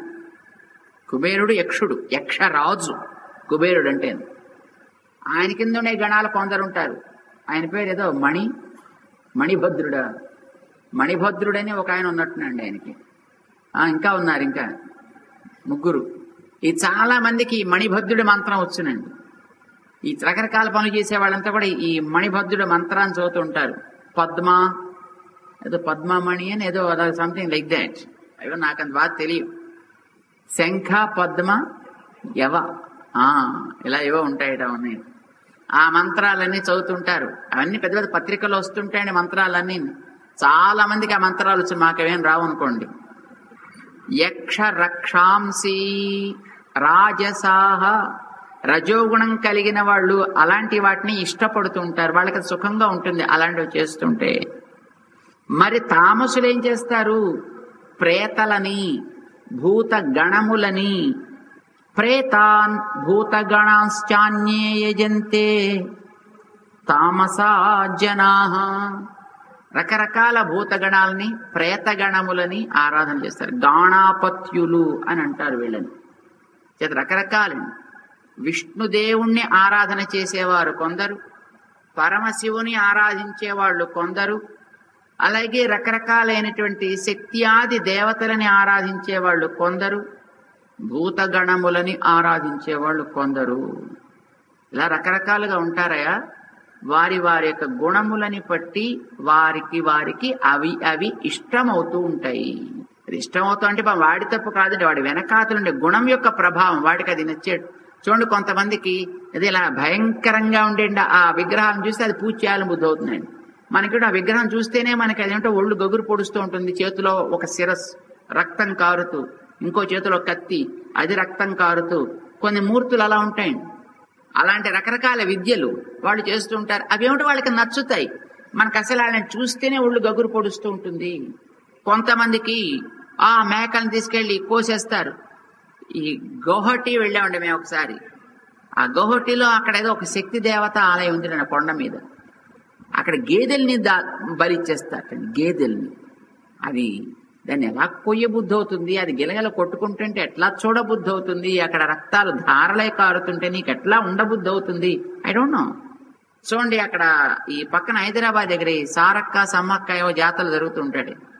ఎంతమంది పెడతారండి, మై గాడ్. ఎన్నిటిని కోస్తారు. ఆ ఏదో 2 రోజులు 3 రోజులు చేస్తారు అక్కడ. ఆ 2-3 రోజుల్లో కొన్ని లక్షల జంతువులు, కొన్ని లక్షలే. ఆ కోళ్ళు కొక్కురైలు కోస్తారట, అవి ఎన్నో లక్షలు. మేకలు ఎన్నో లక్షలు. మై గాడ్, అసలు అక్కడ ఇలా రక్తం ధారలై కారుతుందిట. మొన్నెవరో అడుగుతున్నారు, ఏమండి పరశురాముడు ఇక్కడికి వచ్చి ఆ దుష్ట పరిపాలకులందరినీ సంహరించి ఇక్కడ శమంత పంచకం అని 5 సరస్సులు ఏర్పాటు చేశాడు, వాడితో తర్పణం చేశాడంటే, అబ్బా చిచ్చి ఈ సరస్సులన్నీ అవండి ఎలా చేయబుద్ధి అవుతుందండి అవన్నీ అని అడిగాడండి ఆయన, ఒక ఆయన. అదే మరి నీకు అక్కడికి వెళ్ళి అక్కడ ఎలా చేయబుద్ధి అవుతుంది? ఇది ఎప్పుడో చేసింది, దాంట్లో ఇప్పుడు మంచి తీర్థం ఉన్నాయి కనీసం. కానీ అక్కడికి వెళ్ళి ప్రాక్టికల్ గా చేసేవాళ్ళు కొన్ని వందలు అలా కారుతుంటే దాంట్లోంచి చూస్తూ తిరుగుతూ ఉంటారు, అవి తింటూ ఉంటారు. మై గాడ్, తామసుడికి తామస క్రియలే నచ్చుతాయి. తమిళంలో ఒక పాట ఉందండి, వేంబిన్ పుళి వేంబన్ని నిల్లా హాలిడేస్. ఒక్కొక్క దానికి ఒక్కొక్కటి నచ్చుతుందండి. వాడి పుట్టుకని పట్టి అది నచ్చుతుంది. ఎందుకు నచ్చుతుంది అది వాడికి తెలియదు మనకి. స్వభావజం అని పెట్టాడు దాన్ని భగవంతుడు. లోకంలో కొంతమంది అశాస్త్ర విహితం ఘోరం తప్యంతే ఏ తపోజనాః దంభాహంకార సంయుక్తాః కామరాగ బలాన్వితాః. కొంతమంది లోకంలో ఇట్లా ఉంటారయా, తామసులు ఆసురులు అంటారు వాళ్ళని. ఏం చేస్తారు వాళ్ళు? శాస్త్రాన్ని పాటించరు, కానీ ఘోరమైన తపస్సులు చేస్తుంటారు. వాళ్ళ లోకానికి ఉపద్రవకారకులు. శంభూకుడని ఒక ఆయన సంహరించాండి రామచంద్రుడు. మీరు రామాయణంలో వినుంటారు. రాముడి మీద పెద్ద పెద్ద ఆక్షేపణలు చేసేవాడికి ఇది ఒకటి పెద్ద ఆసరా. ఏమిటోనండి, తపస్సు చేసుకుంటుంటే ఎవరిని హింసించకుండా శంభూకుని వెళ్ళి రాముడు కొట్టేశాడు. ఇలాంటి వాళ్ళు మీ రాముడు, ఇలాంటిది మీ రామాయణం, తీసిపారేంటి పక్కకి. నాస్తికులు మాట్లాడుతుంటారు. నిజమే, అతను తపస్సు చేస్తున్నాడు, కానీ దేనికి తగిన తపస్సా? అతని తపస్సు ఎందుకోసం చేశాడంటే శరీరంతో నేను కూడా స్వర్గానికి పోవాలి, త్రిశంకులాగా. అదే అక్కడ పోవడానికి ఈ బాడీ ఫిట్ కాదే, అది this is unfit body for లోకం. అంటే దీన్ని వదిలిపెట్టి వెళ్ళాలి, లేదు వాడు దీంతోటే పోవాలి అని అనుకున్నాడు ఆయన. తగదు. వాడికి శ్రద్ధ ఉంది, కానీ అది తగినది కాదు. దాన్ని కంట్రోల్ చేయాల్సిన బాధ్యత ఉంటుంది పరిపాలకుడు. అది కొట్టాడు ఇక్కడ, ప్రాణం పోయిన పిల్లాడు అక్కడ లేచి కూర్చున్నాడు ఇక్కడ. అంటే అప్పుడు చేసిన యాక్టివిటీ మంచిదన్నమాట కదండి. ఫలితాన్ని బట్టి కదా మన చేతి నిర్ణయం చేస్తాం. కార్యాన్ని బట్టి కార్యం మంచిదా చెడ్డదా అని ఎప్పుడు నిర్ణయం చేయకూడదండి. దానివల్ల కలిగిన ఫలితాన్ని బట్టి నిర్ణయం చేయాలి. చాలా మంది పెద్దవాళ్ళు, ఇప్పుడు పెద్ద పెద్ద పండితుల్లాగా ఇప్పుడు ఇక్కడ కూర్చున్నటువంటి మహానుభావులు ఉన్నారు, వాళ్ళు చెప్తూ ఉంటారు, చిన్నప్పుడు మా గురువు గారండి పాఠం చెప్పకపోతే శుభ్రంగా పట్టుకుని లెంపలు వాయించేశారండి. ఇంట్లో కూడా మా అమ్మ నాన్న ఎప్పుడు నా లెంప వాయించలేదు. గురువుగారు లెంప వాయిస్తే ఆవిడ నాకు ఒళ్ళు మండిపోయి అసలు ఏం చేయలేక ఊరుకున్నాను తప్ప, లేకపోతే అసలు ఏదో చేసేద్దామని. కానీ ఆ వేళ ఆయన లెంప వాయించడం చేత ఈవేళ ఇంత పండితుడిని కాగలిగాను నేను. చేసినప్పుడు ఆ క్రియ ఏదో మనకి తెలియక అది చెడ్డది అన్నట్టు అనిపిస్తుంది. కార్యాన్ని బట్టి అది ఎలాంటిది డిసైడ్ చేయకండి. End decide the means. దాని యొక్క ఫలితాన్ని బట్టి అది ఎట్లాంటిది అనేది నిర్ణయం చేసుకోవాలయా. కొంతమంది కేవలము వాళ్ళు శాస్త్రాన్ని అతిక్రమించి కార్యాలు చేస్తూ ఉంటారు దంభంతో. దంభం అంటే ఎదటి వాళ్ళు చూడాలి, అబ్బా ఏం చేస్తున్నాడండి వీడు అనిపించుకోవాలి. That's all it is. అహంకార సంయుక్తా, పైగా నేను చేస్తున్నాను అనేది వాడికి ప్రధానము. కోరికలతో, దాని అనురాగంతో, ఇలాంటి వాటితో చేస్తుంటారు. ఎలా ఉండరు? కరిసయంత శరీరస్థం భూతగ్రామం అచేతస. వారికి అసలు ఏం వివేకం ఉండదండి. శరీరాన్ని ఎంత హింసిస్తే అంత గొప్ప కార్యం అండి. అయ్యా కూర్చుని చక్కగా భగవంతుడి స్మరించుకో, నామ సంకీర్తన చేయంటే ఏముందండి ఇక్కడ. అక్కడికి వెడితే వాడు చూడండి, రోజు ఇన్ని 100 సార్లు మాల తిప్పవలనట, నేల మీద పడుకోవలనట, పొద్దుంచి రాత్రి దాకా ఉపవాసమట. అంటే అబ్బాయి ఎంత గొప్పదండి. 10 సార్లు కూర్చుని 10 సార్లు లేచి గుంజీలు తీయించాలట. అబ్బా ఎంత పని చేయించిండండి ఆయన. ఆ అయ్యగారండి చేస్తే ఆయనండి చేసేదంతాను. ఏం చేయించిండండి, ఏం చేయించండి. పొద్దుకెళ్ళి రాత్రి దాకా అట్లా చేస్తూనే ఉన్నాం. ఎన్నిసార్లు కూర్చొని నడుము పట్టేసిందండి. ఏం గొప్ప పూజ చేసిండండి అయ్యగారండి. ఒరే కూర్చొని చక్కగా మంత్రం చదవరా, చక్కగా హాయిగా నిష్ఠ చేసుకోవాలి, పూజ చేసుకుంటే ఇదేముందండి పెద్ద. శరీరాన్ని ఎంత హింసిస్తే అంత గొప్పగా అదేదో చేసినట్టు భావిస్తారు. ఆ శరీర హింస వాళ్ళకి అవసరం. మీరు చూడాలండి ఆ పూజలు చేసేవాడు ఎట్లా చేస్తారో. ఇలా నాలుక మీద ఇలా పొడుచుకుంటారండి, ఈ నోట్లోంచి కత్తిలా పొడిచి ఇలా తీస్తారండి. మొన్న ఒక ఆయన చూపించాయండి, మన శంషాబాద్ వచ్చాయండి ఒక ఆయన. ఇంత పొడుగు కత్తి పట్టుకొచ్చాయండి ఆయన. ఇలా లోపల దింపించాయండి, ఇలా ఇక్కడ దాకా. అది చూస్తే మాకే కళ్ళు తిరుగుతున్నట్టు అనిపించింది అనమాట. కానీ వాడు ఇలా దింపేసాడు, లోపలికి ఇలాగ దింపేసి మళ్ళీ ఇలా తీసేసాడు వాడు. ముక్కుతో కుర్చీ లేపాడండి ఆయన, ముక్కుతోటి. మై గాడ్, ఎంత ఆశ్చర్యకరంగా ఉంటుందండి ఇది. మన వాళ్ళంతా చూశారండి ఆ వేళ. అసలు చూస్తే మనకు ఒళ్ళు గగురుపాటు వస్తుంది అనమాట అది. కానీ వాడికి అలా ఎంత సాధన, వాళ్ళు సాధన సూర్యులతో ఉండేవాడు. ఎంత సాధన శారీరకంగా చేస్తే వాడికి అంత ఆనందం. చూసేవాడికి అబ్బో ఈయనండి మహానుభావుడు అయిపోయి అనిపిస్తుంది. కరిసయంత శరీరస్థం భూతగ్రామం. ఇంద్రియాలన్నింటినీ కూడా ఎంత హింసించి కార్యం చేస్తే వాళ్ళకి అంత గొప్ప వ్రతం చేసినట్టు లెక్క. శరీరంలో ఉండేదెవరండి? భగవంతుడు. అందరిలో ఉన్నవాడు వాడే కదండి. తామసుల్లో ఆయనే ఉన్నాడు, రాజసుల్లో ఆయనే ఉన్నాడు, సాత్వికుల్లో ఆయనే ఉన్నాడు.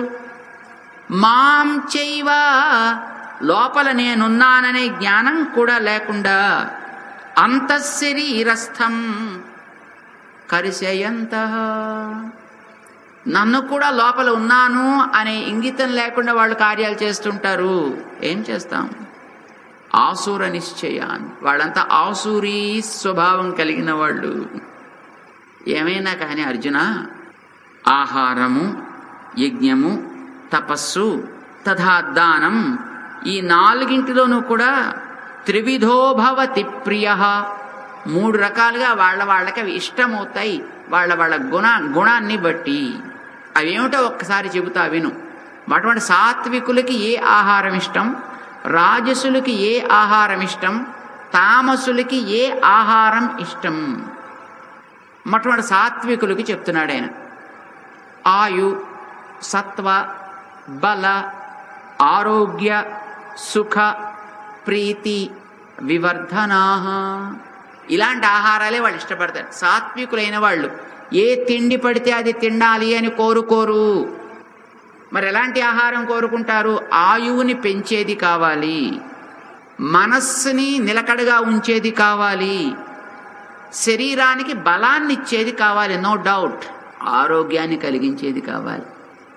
ఆరోగ్యాన్ని ఇప్పుడే కాదు, చివరిదాకా ఆరోగ్యాన్ని మెయింటైన్ చేసేది కాదు, సుఖాన్ని కలిగించేది కావాలి. కంటికి ఇంపుగాను ఉండాలి, ప్రీతికరం కూడా కావాలి. ఎలాంటివి ఉంటాయి ఆహారాలప్పుడు? రస్యాః స్నిగ్ధాః స్థిరాః హృద్యాః, రసములూరుతూ ఉండేవి. స్నిగ్ధాః జిడ్డు కలిగినవి అంటే నేతితో కలిగినవి. బాబోయ్ ఇదేమిటండి బాబు, నెయ్యి చెడ్డది కాదండి, నెయ్యి చేసే పద్ధతి చెడ్డదైతే అన్నీ పాడవుతున్నాయండి. నెయ్యి చాలా మంచిదండి, ఎప్పుడు మంచిగా తయారు చేస్తే. అంటే మామిడి రసం మంచిదేనా? మామిడి రసం ఆయన చెప్పేటండి, మామిడి రసం చాలా రుచి ఆరోగ్యము అని.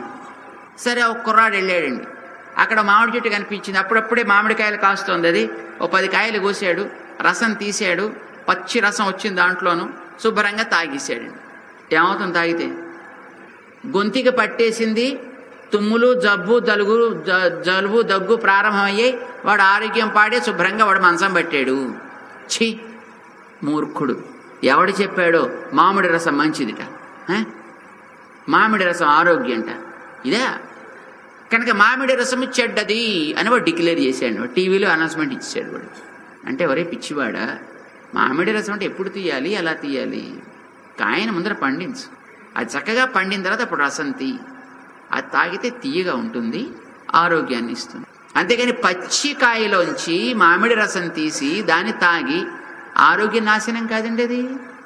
ఇప్పుడు మనం చేసే నెయ్యి కూడా అలాంటిదేనే, పాలలోంచి తీసి మన నెయ్యి వాడుతున్నామండి, పాలలోంచి తీసిన క్రీము, అది వెన్న, అది మీరు కాస్తున్నారు, అది మీరు తాగుతున్నారు, ముక్కులో పోసినా వాసన రాదండి అందులోంచి.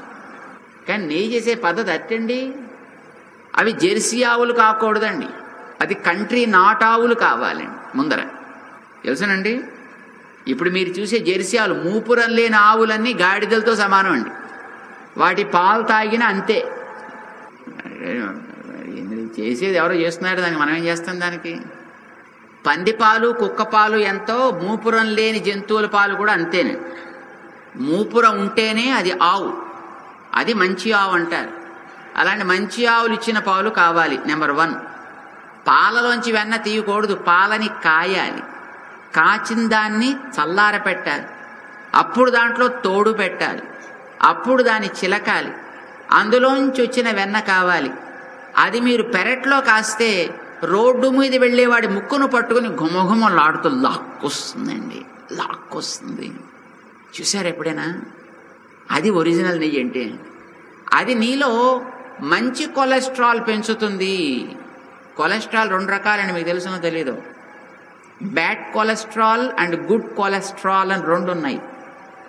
ఈ గుడ్ కొలెస్ట్రాల్ పెరగాలి, బ్యాడ్ కొలెస్ట్రాల్ తగ్గాలి. కొలెస్ట్రాల్ అంతా చెడ్డది కాదండి, అందులో మంచి కొలెస్ట్రాల్ పెరగాల్సింది. అది పెరగడం చాలా కష్టం అండి. అది పెరగడానికనే ఇప్పుడు ఈ మధ్యన చాలా మంది ఆల్మండ్లు తినండోయ్, మరొకటి తినండోయ్ అంటున్నారు. నువ్వు అలాంటి నెయ్యి తాగితే మంచి కొలెస్ట్రాల్ పెరుగుతుంది, చెడ్డ కొలెస్ట్రాల్ పోతుంది.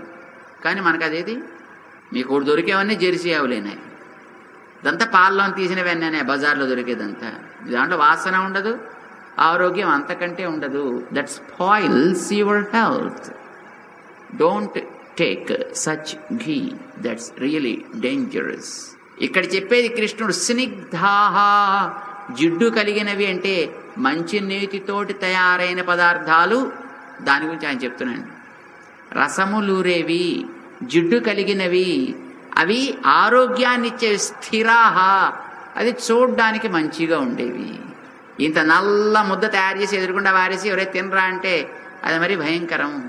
చూడ్డానికి కూడా హృదయంగా ఉండాలి, అది చూడ్డానికి కూడా మంచి కంటికి ఇంపుగా ఉండాలి. ఇవి సాత్వికాహారములు అని అంటారండి. నువ్వు అట్లాంటివి సెలెక్ట్ చేసుకుని తిను, నీలో సత్వగుణం పెరగడానికి ఛాన్సెస్ ఉన్నాయి. ఇక కటు, ఆమ్ల, లవణ, అత్యుష్ణ, తీక్ష్ణ, రూక్ష, విదాహిన, ఇవి రజోగుణం కలిగిన వాడికి ఇలాంటివి ఇష్టం అవుతాయండి. పులుపు, ఎంత పుల్ల పెట్టుకుంటే వాడికి అంత రుచి, అంటూ తినేస్తుంటాడు వాడు. ఆమ్ల, అలాగే కారం. మా దగ్గర కొంతమంది వస్తూ ఉండేవారండి, మామూలుగా ఇప్పుడు ఆయన వేదం చదువుకునేవాళ్ళు అనమాట. ఆవకాయ వేస్తుంటారండి. మామూలుగా అయితే ఏదో ఒక బద్ద ఏదో వేస్తారు, బద్ద ముక్క ఏదో అంటారు, దాన్ని వేస్తారు, దాంతోపాటు కొంత పిండి వేస్తారు, దాన్ని కలుపుకుంటారు, తింటారు. వాడికి ఇంత వెయ్యాలి, అలా కలిపితే ఎర్రగా కనిపిస్తుందండి. కలిపి దాన్ని తింటుంటే వెయ్యి మరి కాస్త వెయ్యి మరి కాస్త వెయ్యి అంటుంటాడు. లాగించేస్తుంటాడు వాడు. గుంటూరు కారం అంటారండి. ఇప్పుడు కరీంనగర్ కారం వచ్చిందండి. ఇప్పుడు గుంటూరు కారం పోయిందండి. ఇప్పుడు అక్కడ కరీంనగర్ వైపు అక్కడ మడుతున్నాడు, గోదూరు వైపు అక్కడను. బ్రహ్మాండమైన మంచి మిర్చి తెలియదండి. ఇంకా మీకు సేమ్ మిరపకాయను మరికొన్ని ఉన్నాయండి. ఇంతే ఉంటాయండి అవి. తస్సదియ్య వాడికి ఎంత కారం అండి, వాటికి ఎంత ఉంటుంది. కానీ అది ఇలా నిలబడి ఉంటుందండి పైకి, ఇప్పుడు వంగదండి. అది మషాళాన్ని అంటుతుంచమండి. అది కొందరికి అది వేసుకుంటే తప్ప నలవదండి. కొందరు ఉన్నారండి, పప్పు కలిపి ఇది తిని ఆ మిరపకాయ పక్కన పెట్టుకుని దాంట్లో ఉప్పు వేసి దాంట్లో నంచుకుంటుంటే ఓహో అనిపిస్తాయి వాడికి. అది తింటుంటే వాడికి మంచి రుచిగా, వాడికి అలా మంచి ఉత్సాహంగా ఉంటుంది అనమాట. వాడికి గుర్రం ఎక్కినట్టు ఉంటుంది అనమాట. అతి కారము, కటు, ఆమ్ల, అతి పులుపు, అతి ఉష్ణ. పొయ్యి మించి అలా కిటిల్లోంచి దింపుతుంటేనే తాగాలండి. ఏమాత్రం చల్లారినా నో. పొయ్యి మించి తీస్తుండగా కొంతమందికి ఫ్రిడ్జ్లోంచి బాటిల్ తీస్తూనే తాగాలండి ఆ నీళ్లు. కాస్త బయట పెట్టిన no, I don't like this water, I want still from the deep freezer.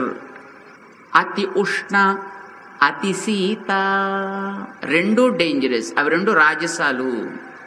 తీక్ష్ణ, కొన్ని పైకి మామూలుగా ఉంటాయండి, తిన్న తర్వాత లోపల. ఇప్పుడు వేపుళ్ళు అని చెప్పాను చూడండి ఇందాక, అవి తింటుంటే భలే బాగుంటాయండి, భలే రుచిగా ఉంటాయి. కానీ లోపలికి వెళ్ళి ఆర్చేస్తాయి అవి. అలాంటివి కూడా రాజసములు అని అంటారు. విదాహిన, ఆ లోపలికి వెళ్ళి కాల్చేవి. మన లోపల రకరకాల దోషాలని పుట్టిస్తాయి. ఇవి రాజస ఆహారములు అని అంటారు. ఏం కలిగిస్తే దుఃఖ, శోక, ఆమయ ప్రదాహ.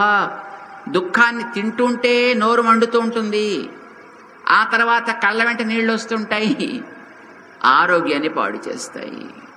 ఇవి రాజసాహారాలు అంటారు. ఇక కొంతమందికి నిన్నను తయారు చేసి దాన్ని జాగ్రత్త లోపల పెడితే కొంచెం పులుపు ఎక్కుతుందండి. అలాంటివంటే కొంతమందికి భలే ఇష్టం అండి. స్టాక్ పెట్టిన తర్వాత టేస్ట్ మారినవంటే వాళ్ళకి భలే ఇష్టం అండి. యాతయామం, వాడు తామసుడు అని అర్థం. ఇందులో మీకు ఏది ఇష్టమో మీరు సెలెక్ట్ చేసుకుంటూ ఉండండి.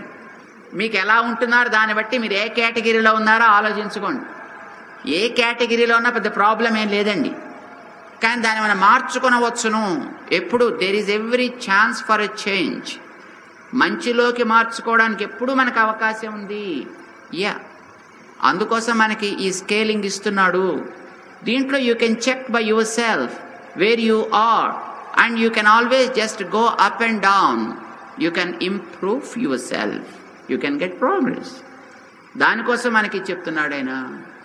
యాతయామం, ఒక పూట వండిన తర్వాత, ఒక యామం అంటే 3 గంటలండి. 3 గంటలు దాటిన తర్వాత ఆ పదార్థం తామస పదార్థం అవుతుంది, తినకూడదు. అయితే రుచి మారకుండా ఉంటే తినచ్చండి. రుచి మారకుండా ఉంటే 3 గంటలు దాటినా దే ఇస్ నో ప్రాబ్లం. రుచి మారింది అంటే అది తామసాహారం.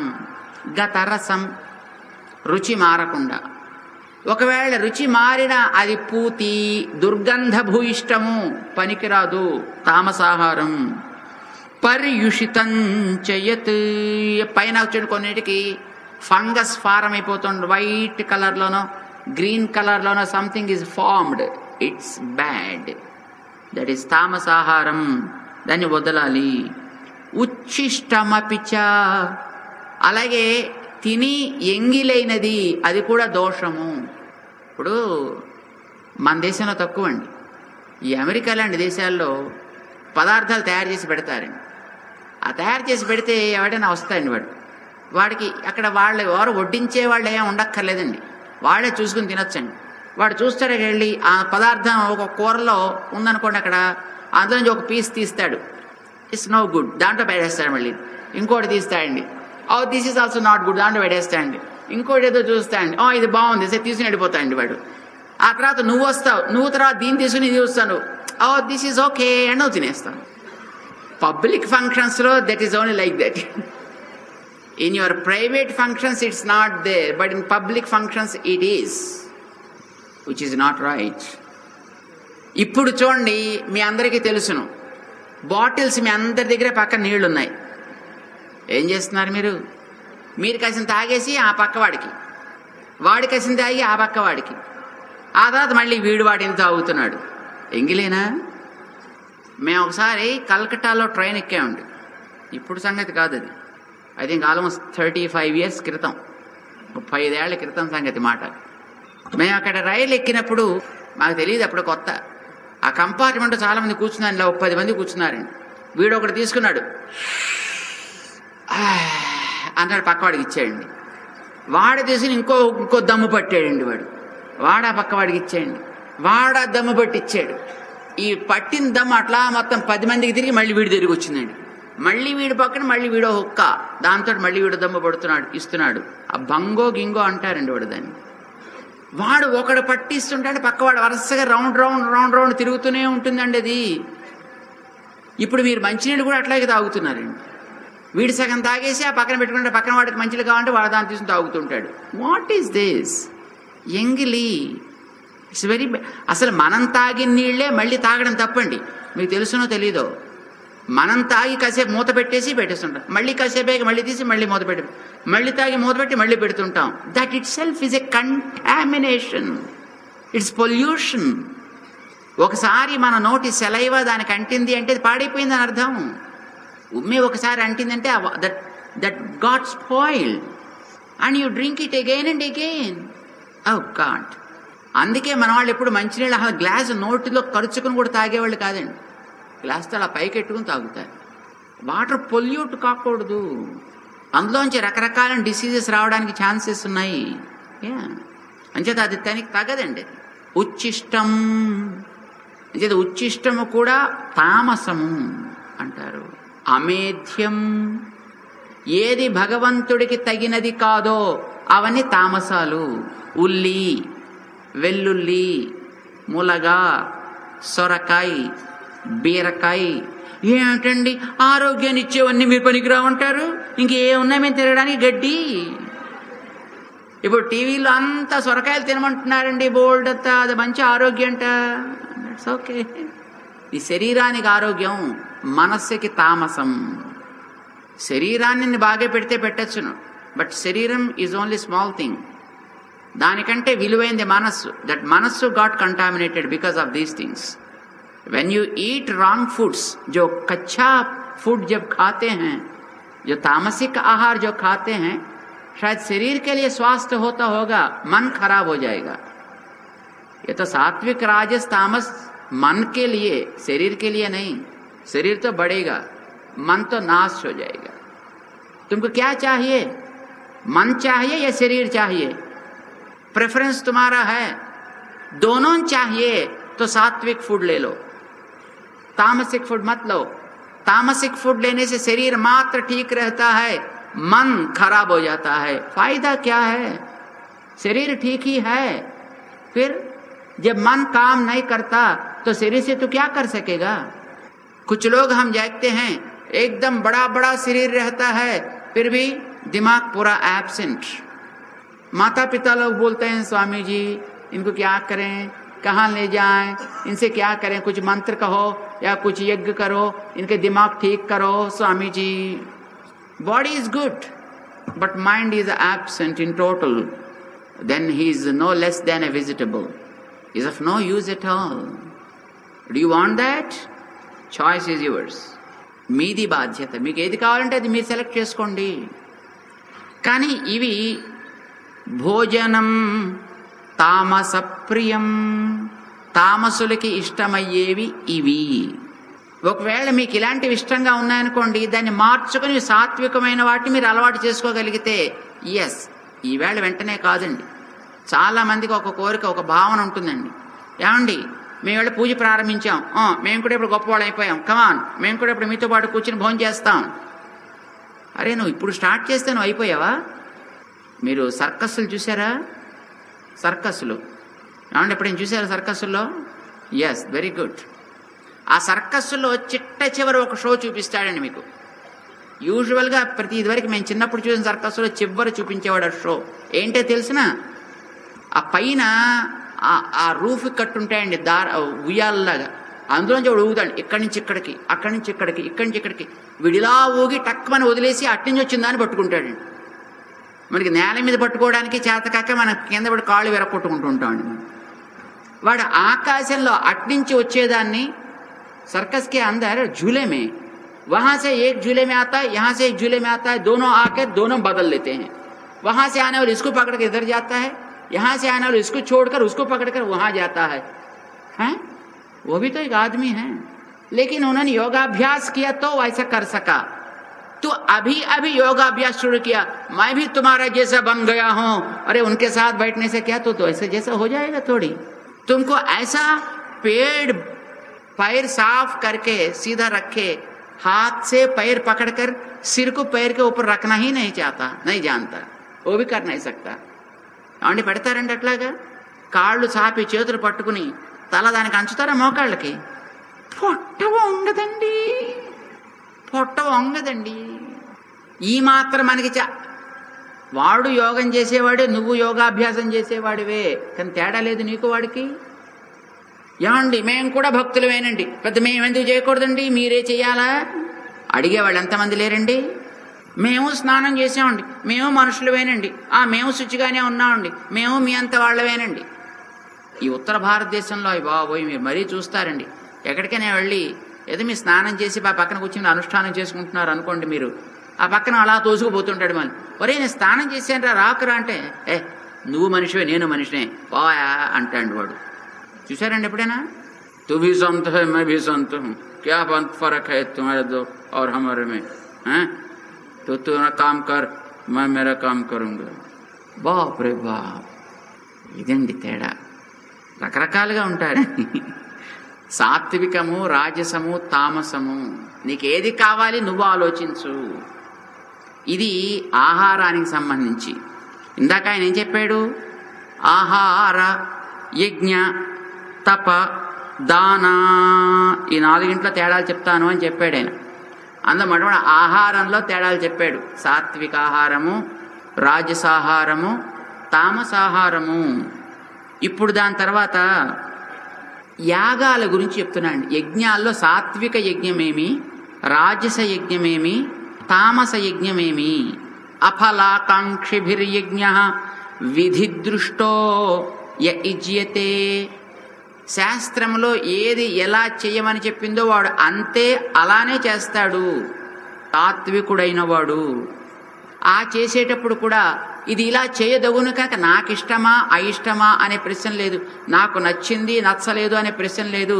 యష్టవ్యమేవా इति मनस समाधाय, मन में निश्चय कर लिया ऐसे ही करना है बस, और क्या है, मेरी इच्छा से क्या काम है यहाँ पर. శాస్త్ర ने ऐसी విధి को बताए तो मैं ऐसा करना है. భీష్మాచార్యుల వారి గురించి మీరు వినుంటారండి. తండ్రి శంతను మహారాజ్ ఆయన గారికి పిండ ప్రదానం చేస్తున్నాడండి. ఈయన పిండ ప్రదానం చేసేటప్పుడు కింద దర్భలు వేస్తారు, చేతిలో ఆ నువ్వులు పిండం తయారు చేసి దాంట్లో ఇలా వదులుతారండి. అలా వదలాలి అని సిద్ధపడ్డప్పుడు తండ్రి గారు చేయొచ్చిందండి ఇలా మధ్యలోకి. మీరు చేసుంటారు మీ తండ్రి గారులకి, ఎప్పుడైనా వచ్చిందండి వాళ్ళు చేయొచ్చి తీసుకుందండి అలాగా. కానీ భీష్మాచార్యులు వారు చేస్తుంటే అలా తండ్రి గారి చేయొచ్చిందండి నేరుగా తీసుకోవడానికి. అమ్మ ఏం అదృష్టం అండి, ఎంత గొప్ప మహానుభావుడు అండి ఈయన అన్నారండి అంతా. అయితే ఆ మహానుభావుడు ఆ చేయిని పక్కకు తోసేసి దర్భల మీద పెట్టేటండి. అంటే అవ్వ అవ్వ ఇదేంటయ్యా, నేరుగా తండ్రి గారు చేయిస్తే అందులో మానేసి ఇలా పెడుతున్నావు. ఆయన ఆ చేతిని తోసివేసి దర్భల మీద పెట్టినందుకు వెంటనే ఆయన మీద పుష్పవర్షం కురిసించండి ఆకాశంలోంచి. ఎందుకని? శాస్త్రంలో దర్భల మీద పెట్టుము అని ఉంది తప్ప ఒకవేళ మీ తండ్రి గారి చెయ్యి వస్తే అందులోనూ నువ్వు పెట్టచ్చును అని ఎగ్జంప్షన్ ఎక్కడ ఇవ్వలేదండి. అంచేత దాన్ని పెట్టలేదంతే. లేదు మా నాన్నగారు చెయ్యి వచ్చిందండి, అసలు నాకు ఎంత గొప్ప అండి అంచేత చేతిలో పెట్టేసానండి. చేతిలో పెట్టేస్తే నేను నరకలా పెట్టేస్తారండి. నీ ఇష్టం వచ్చేటట్టు పెట్టడం కాదయా, అందులో ఏం చెబితే అది చెయ్యాలి అంతవరకే. శాస్త్రంలో అది చెప్పలేదు. ఇప్పుడు చాలా మందికి ఏమండి మేము పెడితే దేవుడు తింటే ఎంత బాగుంటుందండి, ఏమిటోనండి దేవుడికి నాకు ఏమండి వినాయకుడు పాలు తాగుతున్నట్టండి, ఇప్పుడేమో తీసుకెళ్ళి పోసేస్తున్నాం అండి, తీసుకెళ్ళి ఆ మధ్యన ఎవరో పోసేసారండి. విగ్రహం ఎప్పుడైనా అట్లాగా ఏవైనా స్పందిస్తే అది దోషం, దానివల్ల అరిష్టం. విగ్రహం కదలకూడదు, విగ్రహం మాట్లాడకూడదు, విగ్రహం తినకూడదు, విగ్రహం తాగకూడదు. ఏమైనా ఇట్లాంటివి జరిగాయా అది ఆ ప్రాంతానికి అరిష్టం. ఏమండో మా గుళ్ళో విగ్రహం మాట్లాడుతోందండి, అబ్బో మా దగ్గర విగ్రహం అలా తయారైపోయిందండి, మేము పూజలో కూర్చున్నామండి, అందులో విగ్రహం తయారై వచ్చిందండి. చాలామంది మాతో చెప్పారండి అట్లా. మేమిటి అలా కూర్చుంటే ముగ్గంతాను అలా పాదాల్లో అయిపోయిందండి, పాదాలు ప్రత్యక్షం అయ్యాయండి మా పూజలో, అమ్మో నేను చాలా జాగ్రత్తగా పెట్టుకున్నానండి. అలాగే ఏమైనా ఆకాశంలోంచి తయారయ్యాయి అంటే అక్కడ ఏదో దోషం ఉంది అని అర్థం. That's not accepted, that's prohibited act. ऐसा होना मना है, नहीं होना है ऐसा. क्योंकि शास्त्र में ये बताया गया कि विग्रह बोलना नहीं, विग्रह हिलना नहीं, विग्रह पीना नहीं, विग्रह बोलना भी नहीं. वहां कुछ होता तो वहां कोई दोष है, वो अशास्त्रीय है, उसको शांति करना पड़ेगा. कांची पूर्ण स्वामी से विग्रह नहीं बोला, उनकी भावना और उनकी श्रद्धा उतना बड़ी थी. जो मन में दर्शन देते भगवान, वो सीधा सामने बैठकर बोलने जैसा उनका साक्षात्कार होता है. जहां भी जो आचार्यों का अनुभव हुआ, भगवान साक्षात्कार होते हुए उनकी कुछ सेवा करनी जैसा मन में एक प्राकट्य होता है, वो मन की भावना का प्राकट्य होता है. विग्रह नहीं बोलता. विग्रह बोलता तो उसको प्रायश्चित जरूर ही करना पड़ेगा. या तिरुमला में वेंकटाचल इतिहास माला में आप पढ़ सकते हैं, भगवान जब कभी कई बार रामानुजाचार्य स्वामी जी के जो समय में कई बार कुछ ऐसा हुआ जो भगवान को कुछ बोलने के लिए अर्चक के द्वारा ही बोलते हैं, साक्षात नहीं बोलना. यदि भगवान का विग्रह से ऐसा कुछ प्रकट होता तो वहां पर कुछ दोष है और उसको शांति करना पड़ेगी, प्रायश्चित करना पड़ेगा. आगम का नियम तो ऐसा है. अंचत అది విధి కాదది, अविधि. అందుకే भीष्माचार्य जी ने अपने पिताश्री का जो हाथ देखा उसको दूर कर दिया और पिंड प्रदान कुश के ऊपर ही किया, दर्भों के ऊपर ही किया, उनके हाथ में नहीं रखा. చేతిలో పెట్టలేదండి ఆయన, దర్భల మీదే పెట్టాడంటే ఆ పిండ ప్రదానాన్ని. శాస్త్రం అంతే, నేను అంతే చేస్తా, నా ఇష్టాయిష్టాలతోటి ప్రశ్న లేదు అక్కడ, నియమం ఎంతో అంతే. వాణ్ణి సాత్వికుడు అని అంటారు, ప్రామాణికుడు అతడే అవుతాడు. అభిసంధాయతు ఫలం దంభార్థమపి చైవయత్. వీడికి ఎప్పుడు ఏం చేసినా నాకు ఎంత వస్తుంది దాంట్లోంచి, ఫలాకాంక్షి వీడు. యజ్ఞం చేస్తాడు, ఏమండి నాకు ఎప్పుడు వస్తుంది ఫలం, ఎన్ని రోజులు వస్తుందండి, ఒరే మంత్రం చదువుకోరా, ఎన్ని రోజులు చదవమంటారు సార్. డాక్టర్ గారి దగ్గరికి వెడితే రోగం వచ్చిన వాడికి డాక్టర్ గారి మందు నువ్వు బతికున్నంత వరకు వేసుకోరా బాబు, నీకు షుగర్ కంప్లైంట్ కంటే చచ్చినట్టు వేసుకుంటూ ఉంటాడు వాడు ఇన్సులిన్. ఆ ఇన్సులిన్ వేసుకునే వాడికి ఇంతకాలానికి నియమం లేదండి, వాడు బతికున్నంత వరకు వేసుకోవాల్సిందేనండి. వాడు అక్కడికి వెళ్ళినప్పుడు డాక్టర్ అడగటండి, అండ్ డాక్టర్ గారు ఎన్ని రోజులు వేసుకోవాలండి అడగరండి. వాడికి ఏమైనా వచ్చారో ఆయనకు ఈ శ్లోకం చదువుకోరా, ఈ మంత్రం చదువుకోరా అంటే, స్వామి ఎన్నిసార్లు చదవారండి, ఎన్ని రోజులు చదవమంటారండి, 5 రోజులండి, వారం రోజులండి, 2 పూట్ల చదవాలండి, ఒకసారి చదవాలండి, రోజున 10 సార్లు చదవాలి. ఎన్ని కండిషన్స్ వీడికి అంటే, వీడు చేసే పనికి ప్రతిదానికి ఫలాకాంక్షి, ఎంత వస్తుంది. ఈజ్ ఎ బిజినెస్ గాయ్, వాడు వ్యాపారి తప్ప వాడు భక్తుడు కాడు. అభిసంధాయతు ఫలం. రెండవది, వీడు చేస్తున్నట్టుగా అందరూ చూడాలి, అంచేది మొత్తం అందరినీ పిలుచుకుంటాడు. అందరూ చూసి, అబ్బా ఎంత బాగా చేసావురా, ఒరే నువ్వు ఎంత బాగా చేసావు, అబ్బా నువ్వు కనుక చేసావు కానీ ఇంకోడైతే ఇలా చేసేవాట్రా అంటే వాడికి ఏదో ఏదో చేశాను కానీ అంటా అండి. అంటే వీడు చేశానే వాడు ఉద్దేశం అండి. కానీ వీడు అలా కాదండి, తన దగ్గర పెట్టుకుంటాడు, అందరినీ పిలుచుకుంటాడు. అబ్బా వీడు ఎంత కార్యక్రమం చేశాడండి, స్వాములారిని కూడా పిలుచుకున్నాడండి వాడింటికి. అదండి వాడికి కావాలి. అది వీడు ఇంత బాగా చేశాడు సుమా అని 10 మంది చూసి వీడిని అనుకోవాలి. వీడిని చూసి పక్కవాడికి హోష్ వస్తున్నాడు వాడికి. వాడు పిలుచుకుని నేను పిలుచుకోకూడదు, నేను కూడా ఇంకో సాములారిని పిలుచుకుని నేను చేయించాలి అంచేది వాడు ఇంకో సాములారి మీద ప్రేమ కాదండి, వీడింటికి సాములారు కూడా వచ్చిండని పక్కవాడు అనుకోవాలి. 10 మంది చేత దంభార్థమపి వీడు కార్యక్రమాలు చేస్తుంటాడు, దాన్ని రాజస యజ్ఞం అంటారు. మరి ఒకడికి వాడికి విధి ఉండదు, క్రమం ఉండదు, అందులో చేయాల్సిన క్రమం ఏముండవు, మంత్రం ఉండదు. యజ్ఞం అయిన తర్వాత దక్షిణలు ఇవ్వాలండి సవ్యంగా. ఇందాక చూడండి పాపం మన కమిటీ వాళ్ళంతాను చక్కగా స్వాములందరినీ కూర్చోబెట్టారు, వాళ్ళందరూ చక్కగా పేర్లు చెప్పారు, వాళ్ళందరూ దక్షిణలు ఇచ్చారు.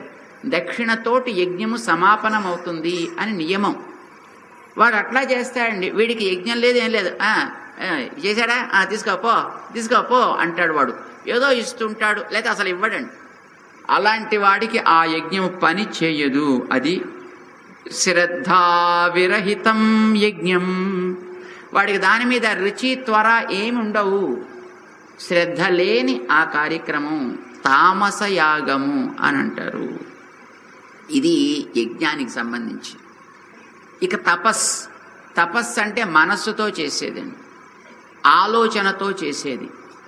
అలాంటి వాటిలో కూడా సాత్విక, రాజస, తామస. దేవ, ద్విజ, గురు, ప్రాజ్ఞ, పూజనం, శౌచం, ఆర్జవం, బ్రహ్మచర్యం, అహింసాచ, శారీరం తప ఉచ్యతే. తపస్సులో శారీరక తపస్, వాచిక తపస్, మానస తపస్ 3 రకాలు ఉంటాయి. అందులో శారీరకమైన తపస్సు ఏమిటో చెప్తున్నాడు. శరీరంతో మనం చేయాల్సింది ఒకటి దేవ పూజ, రెండవది ద్విజ పూజ, బ్రహ్మవేత్తలని మనం పూజించవలే. గురు పూజ, గురువుని ఆరాధించవలే. ప్రాజ్ఞ, గురువైన వాడు ఒక్కొక్కసారి బ్రహ్మవేత్త కాకపోవచ్చు, అయినా నీవు పూజించవలే. ప్రాజ్ఞ, బుద్ధిమంతుడైన వాడు బ్రాహ్మణుడే కావాల్సిన అవసరం లేదండి, ఉత్తమ జ్ఞానం కలిగిన వాడైతే. మన ఆళ్వార్లను పూజించటం లేదండి, ఆళ్వార్లంతా బ్రాహ్మణులా? నమ్మాళ్వారు శూద్రులు. మనం కాంచీపూర్ణులను గౌరవించటం లేదా? వైశ్యులు.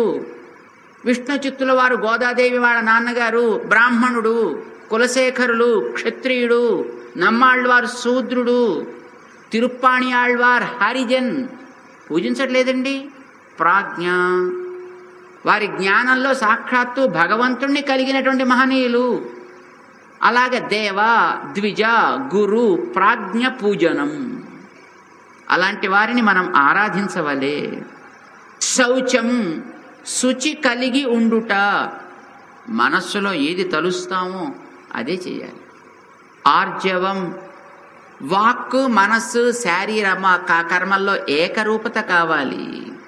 బ్రహ్మచర్యం, పెద్దలు చెప్పిన గ్రంథములను ఆచరించు, ఇంద్రియాలని నిగ్రహించు. అహింసాచ, ఎవరిని హింసించకు. ఇది శారీరకమైనటువంటి తపస్సు అని అంటారు. వాచికమైన తపస్సు ఒక్కటి ఉంది. అనుద్వేగకరం వాక్యం, ఎదటవాడి మనస్సుని కుదిపేసేటట్టు మాట్లాడదాం. మాటలండి కొందరు తూటాల్లా పేలుస్తారండి.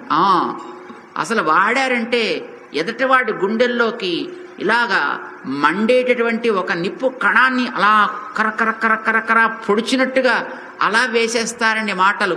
చక్కగా గుమ్ముగా కూర్చుంటారండి. టక్కుమని మాట అనేసి ఊరుకుంటాడంతే, అవతలవాడు పిసుకు చావాలంతే వాడు. అమ్మో, మాటలను తూటాలు చేసి పేలుస్తుంటారు కొందరు. మాటలని మల్లె పువ్వుల గుత్తులులాగా విరజిమ్మేవారు కొందరు ఉంటారు. మా వాసుదేవాత్రేయ మాట్లాడతాడు, చాలా మంచిగా మాట్లాడారు. మాటలో ఒక మంచితనం, మాటలో ఒక మెత్తదనం, మాటలో ఒక మార్దవం, మాటలలో ఒక సౌకుమార్యం. ఒక్కొక్కడికి మాటలు మాట్లాడుతుంటే నిప్పులు చెరుగుతున్నట్టు, బాంబులు పేలుస్తున్నట్టు ఉంటాయండి. ఒక్కొక్కడు మాట్లాడుతుంటే అదేమిటో అలా అలా నీటి మీద తేలియాడుతున్నట్టు ఉంటుందండి. ఎదటవాడి గుండెలని ఉద్రేకపరచని మాట. అనుద్వేగకరం వాక్యం, అది సత్యము, 10 మందికి హితకరమైనది కావాలి. ప్రియం, ఎదటవాడికి వినడానికి చెవులకి ఇంపుగా ఉండాలి. హితంచ, వాడికి మంచిని కలిగించాలి. ఏదో మాట్లాడమన్నారు కదా అని వాడిని గ్యాస్ కొట్టేట్టుగా మాట్లాడకూడదు. సత్యమే పలుకుతానని ఎదటివాడిని హింసించేట్టు మాట్లాడకూడదు. అలాని కటువుగా ఉండకూడదు మాట. అనుద్వేగకరం వాక్యం సత్యం ప్రియ హితం చేయత్. స్వాధ్యాయాభ్యసనం చైవ. టైం ఉన్నప్పుడు మంచి గ్రంథాలను చదువు. పెద్దలు ఇచ్చిన గ్రంథం మళ్ళీ ఏదో చెత్తా చెదారం ఈ నవల ఆ నవల పట్టు చదవడం కాదండి. అది మనకిచ్చినటువంటి ఋషులు ప్రసాదించినటువంటి గ్రంథాలు, రామాయణమో భాగవతమో ఏదో పురాణమో, లేదు చక్కగా మనకి ఆళ్వార్లు అందించినటువంటి ఏ ప్రబంధాలు లాంటివో చక్కగా చదువు. స్వాధ్యాయాభ్యసనము అని అంటారు. ఇది వాక్కుతో మనం చేయగలిగినటువంటి తపస్సు. ఇది వాంగ్మయం తప ఉచ్యతే. ఇక మానసికమైనటువంటి తపస్సు ఒక్కటండి. అదేమిటి? మనఃప్రసాద సౌమ్యత్వం. మనస్సులో ఎదటివాడి మీద పగ లేకుండుట, కోపము లేకుండుట. అది చాలా కష్టం అండి, చాలా కష్టం అండి. మౌనం, ఇది మరీ కష్టం. అయ్య బాబోయ్, అసలు మనకి ఇక్కడ ఉంది కనుక అక్కడ ఆగింది. ఇది ఆగిందా ఇంకా చూడాలండి అక్కడి నుంచి ఎంత వస్తుందో. మౌనం అంటే మనస్సుని నిగ్రహించుట అని అర్థం అండి. మౌనం అంటే నోటును మూసుకోవడం కాదండి, మనస్సులో నిశ్శబ్దతని పాటించుట. మౌనం, ఆత్మ వినిగ్రహ. మన యొక్క మానసికమైనటువంటి కంట్రోల్, చేయవలసినటువంటి వస్తువు యందు నీ ధ్యానమును నిలుపుట. భావ సంశుద్ధి, ఏకాగ్రమగుట. ఇతర వస్తువులని చింతించకుండుట మనస్సులో. దీన్ని మానసమైనటువంటి తపస్ అని అంటారండి. ఇక శ్రద్ధయా పరయా తప్తం తపస్తత్రివిధం నరైహి. ఈ తపస్సులో కూడా మళ్ళీ సాత్విక తపస్సు ఉంటుంది, రాజస తపస్సు ఉంటుంది, తామస తపస్సు ఉంటుంది. ఇప్పుడు 3 ఇంద్రియాలతో త్రికరణముగా చేసే చెప్పాడు. అందులో మళ్ళీ 3 రకాల గుణాలతోటి కలిసి ఉండేది ఉంటుంది. శ్రద్ధతో చేసేటటువంటి తపస్ ఫలము కోరకుండా చేస్తే సాత్వికం అంటారు. ఎవడో నన్ను పూజిస్తాడు, ఎవడో నాకు చక్కగా సమ్మానం చేస్తాడు, పిలిచి వేదిక మీదకి పిలిచి నాకు మాలలు వేస్తాడు, కిరీటాలు పెడతాడు అనే దంభంతో చేసేదైతే అది రాజస తపస్ అంటారు. అది నిలకడగా ఉండదు ఎప్పుడు కూడా. ఇక మూఢగ్రాహేణ ఆత్మనోయత్ పీడయా క్రియతే తపస్. ఎవడైతే తనని తాను హింసించుకుంటూ ఇతరుల్ని పీడిస్తూ చేసేటటువంటిది తామస తపస్ అని అంటారు దాన్ని. ఇక ఇది తపస్సుకి సంబంధించి అంటే వాచిక, కాయిక, మానసిక తపస్సులు చెప్పాడు. అందులో సాత్విక, రాజస, తామస తపస్సులు చెప్పాడు. ఇక దానాల గురించి చెప్తున్నాడు. దానాల్లో కూడా సాత్విక దానము, రాజస దానము, తామస దానము. సాత్విక దానం అంటే ఇవ్వాలి కనుక మంచి దేశము, కాలము, పాత్ర చూస్తాడు. సద్దేశము, సత్కాలము, సత్పాత్రయందు. చూడండి, మన కురుక్షేత్రానికి వచ్చాం, ఇది మంచి దేశం అని. సత్పాత్ర, మంచి వ్యక్తికి మనం వినియోగం చేయగలిగితే అది సత్పాత్ర. మంచి కాలము, అది కనుక సత్చక్రమైనటువంటి. ఇప్పుడు చూడండి, ఇది మంచి కాలం. ఇది భాద్రపద, మన పితృపక్షాల్లో వచ్చామండి ఇక్కడికి. ఎంతకంటే మంచి కాలం ఉండదండి. ఆ కాచండి మన అమావాస్య అండి, ఎన్ని లక్షల మంది వచ్చారండి ఇక్కడికి. కాలం మంచి కాలం అది కనుక అక్కడ కాసిన నీళ్లు వదిలినా పెద్దను ఉద్దేశించి చాలా గొప్ప ఫలితం వస్తుంది. అందుకే అమావాస్య, ప్రతి అమావాస్యకి ఇక్కడ చాలా లక్షల మంది వస్తారటండి. దేశం అది, కాలం అది, పాత్ర. అలాంటప్పుడు నీకు మంచి వ్యక్తి దొరికితే, అలాంటి అక్కడ యోగ్యుడైనటువంటి మహానుభావుడు దొరికితే, అలాంటి వాడికి నీ దగ్గర నీదే అని అనుకున్నదేదో దాన్ని దాతవ్యమితి యద్దానం. అందులో అనుపకారిణే. ఇగో నేను ఈవేళ వీడికి ఇచ్చినట్టయితే రేపొద్దున మళ్ళీ నాకు ఏదో ప్రయోజనం ఉంటుంది, ఏదో ఇలాంటి వాడికి ఇచ్చినట్టయితే మళ్ళీ కాస్త మనకి ఎప్పుడైనా ఫ్యూచర్లో ఉపయోగపడుతుందనే భావన లేకుండా. అనుపకారి చాలా ప్రధానం అండి. మనం చాలా చేస్తుంటాం. ఎందుకంటే ఇప్పుడు చూడండి, ఇప్పుడు ఈ మ్యారేజెస్లో చాలా మందిని ఇన్వైట్ చేస్తుంటారండి. ఎందుకంటే వీడిని ఈవేళ మనం ఇన్వైట్ చేస్తే రేపొద్దున వెళ్ళి మనకి ఏదైనా ప్రయోజనం ఉంటుంది. ఏదో ఒక ఆఫీసర్ని పిలిచి మనం ఏమైనా చేసామంటే రేపొద్దున మళ్ళీ మన ఆఫీస్కి పెడితే కాస్త జాగ్రత్తగా మన పనులు త్వరగా జరిగే అవకాశం ఉంటుంది అని ఇలా చేస్తుంటారండి. అది మళ్ళీ ఉపకార బుద్ధితో చేసేది కాదు. అనుపకారిణే. అలా ఎవడు చేస్తాడో అది సాత్విక దానం అంటాం. ప్రత్యుపకారం కోరి, లేదు వాడి నుంచి ఏదో ఒక ఫలాన్ని ఆశించి చేసేటటువంటి దానము రాజస దానం అంటారు. దేశం లేదు, కాలం లేదు, వాడు మంచివాడో కాడో తెలియదు, వాడు పక్కన కొంచెం దమ్ము లాగించేస్తూ ఉంటాడు, వీడు ఏదో దానం ఇవ్వడం కదండి ఇచ్చేయండి వాడికి అంటూ దానం ఇచ్చేస్తాడు. అంటే వాడు నాశనం చేస్తున్నాడు, వీడు ధనాన్ని నాశనం చేస్తున్నాడు. అదేశకాలే అపాత్రేభ్యశ్చ ఇస్తాడు వీడు, వీడికి దేశం లేదు కాలం లేదు. అసత్కృతం అవజ్ఞాతం, అందులో కూడా పాపం వాడి దాని మీద శ్రద్ధతోటో వాడిని గౌరవంతో ఇచ్చేది కాదు, ఏదో అడుక్కునేవాడికి బెత్సం పారేసినట్టు ఇస్తాడు. అది తామస దానము అని అంటారు అబ్బాయి. ఇలా కార్యక్రమాలను చేసేటప్పుడు సాత్విక రాజస తామసాలు ఉంటాయా? ఆహారము, యజ్ఞము, దానము, తపస్సు, ఇలాగ 3 రకాలుగాను ఎలా ఉంటాయో చెప్పి ఆయన ఓం తత్ సత్ ఇది నిర్దేశ బ్రహ్మణ స్మృత. వేదము మనకి ఓం అని, తత్ అని, సత్ అని 3 రకాలుగా చెప్తోంది. బ్రాహ్మణాస్తేన వేదాశ్చ యజ్ఞాశ్చ విహితా పురాహ. వైదికమైనటువంటి యజ్ఞయాగాదులు ఓంకారముతో ప్రయోగించబడతాయి. వేదాదులన్నీ కూడా ఈ 3 పదాలతోటే సాగుతూ ఉంటాయ్యా, వీటితో అన్వయించి మనకి ప్రయోజనాన్ని కలిగిస్తూ ఉంటాయి. లేదా యజ్ఞ దాన తపక్రియలు చేసేటప్పుడు ఓంకారముతోటి చేస్తుంటారు. తస్మాత్ ఓమిత్యుదాహృత్య యజ్ఞ దాన తపక్రియా ప్రవర్తంతే విధానోక్తా సతతం బ్రహ్మవాదినాం. బ్రహ్మ అంటే వేదం, వేదమందు విశ్వాసం కలిగినటువంటి మహనీయులు ఎవరుంటారో వాళ్ళందరికీ వైదికులు అని పేరు. వైదికుడు అంటే బ్రాహ్మణుడు అని అర్థం కాదండి, వేదం మీద విశ్వాసం కలిగిన వాడల్లా వైదికుడేను. ఆ వైదికుడైనటువంటి వ్యక్తి ఇలా ఓంకారంతో చేస్తుంటాడు. తదితి అనభిసంధాయ ఫలం యజ్ఞ తపక్రియా దానక్రియాశ్చ వివిధా క్రియంతే మోక్షకాంక్షిణః. కొంతమంది తచ్చబ్దముతోటి అన్వయించి చేస్తుంటారు.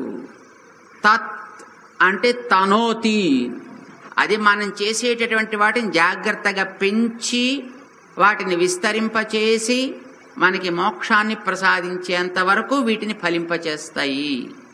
కొందరు అలాగా తచ్చబ్దముతోటి వీటిని అన్వయించి చేస్తారు.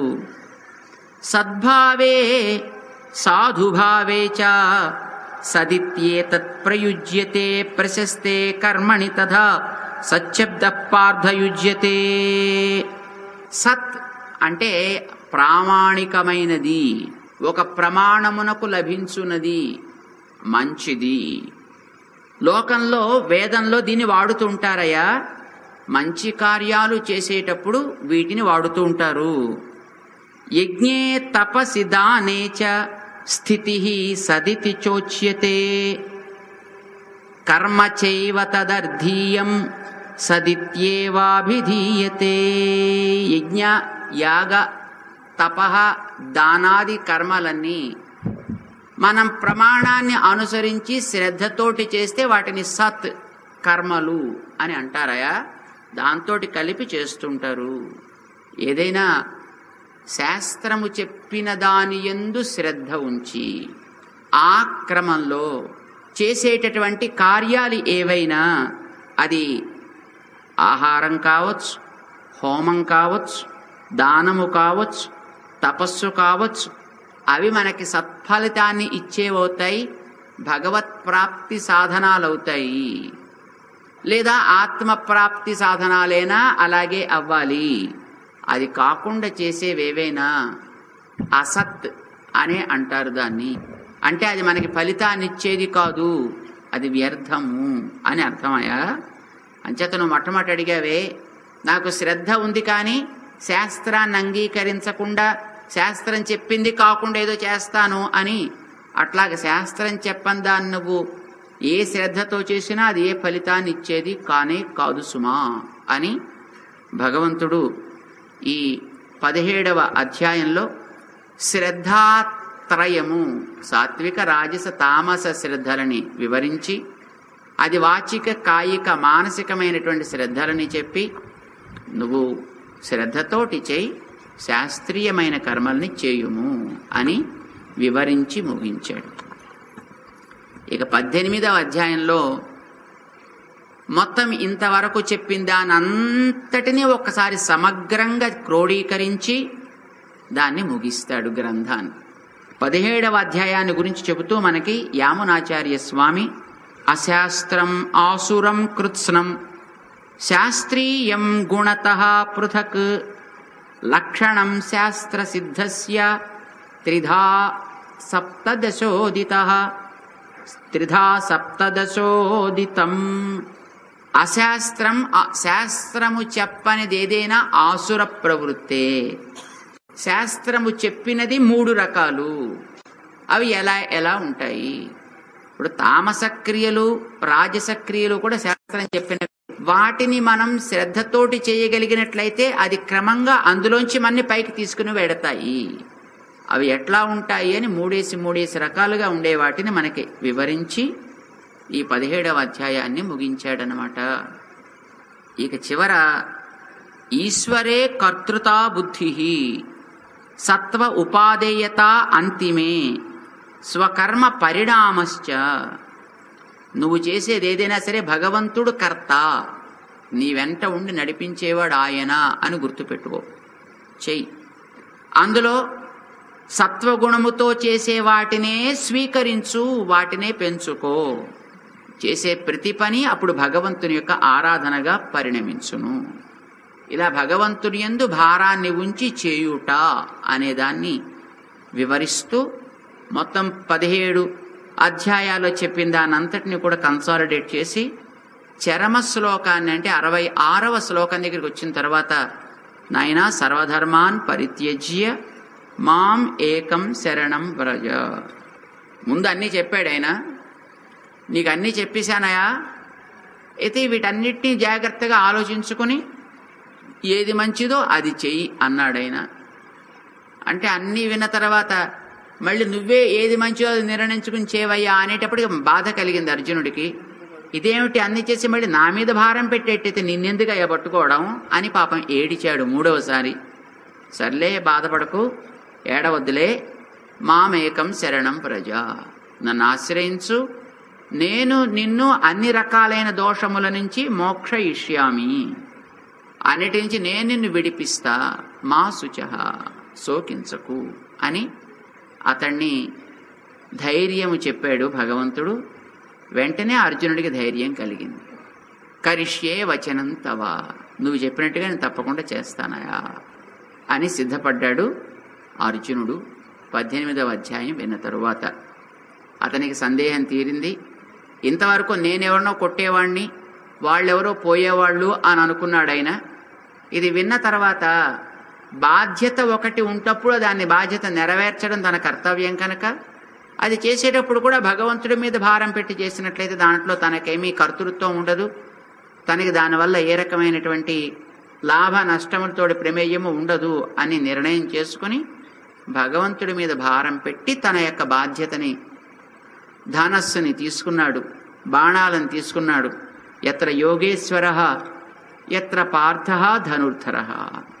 తను ధనుర్ధారి అయి బాణాలు తీసుకుని ఇక కర్తవ్యానికి సిద్ధపడ్డాడు.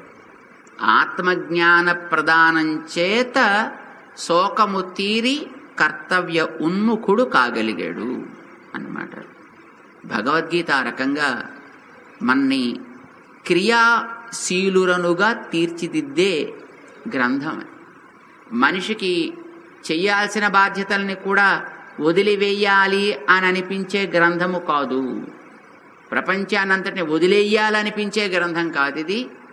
తన బాధ్యతల్ని సవ్యంగా నెరవేర్చుకోవాలనిపించే గ్రంథం ఇది.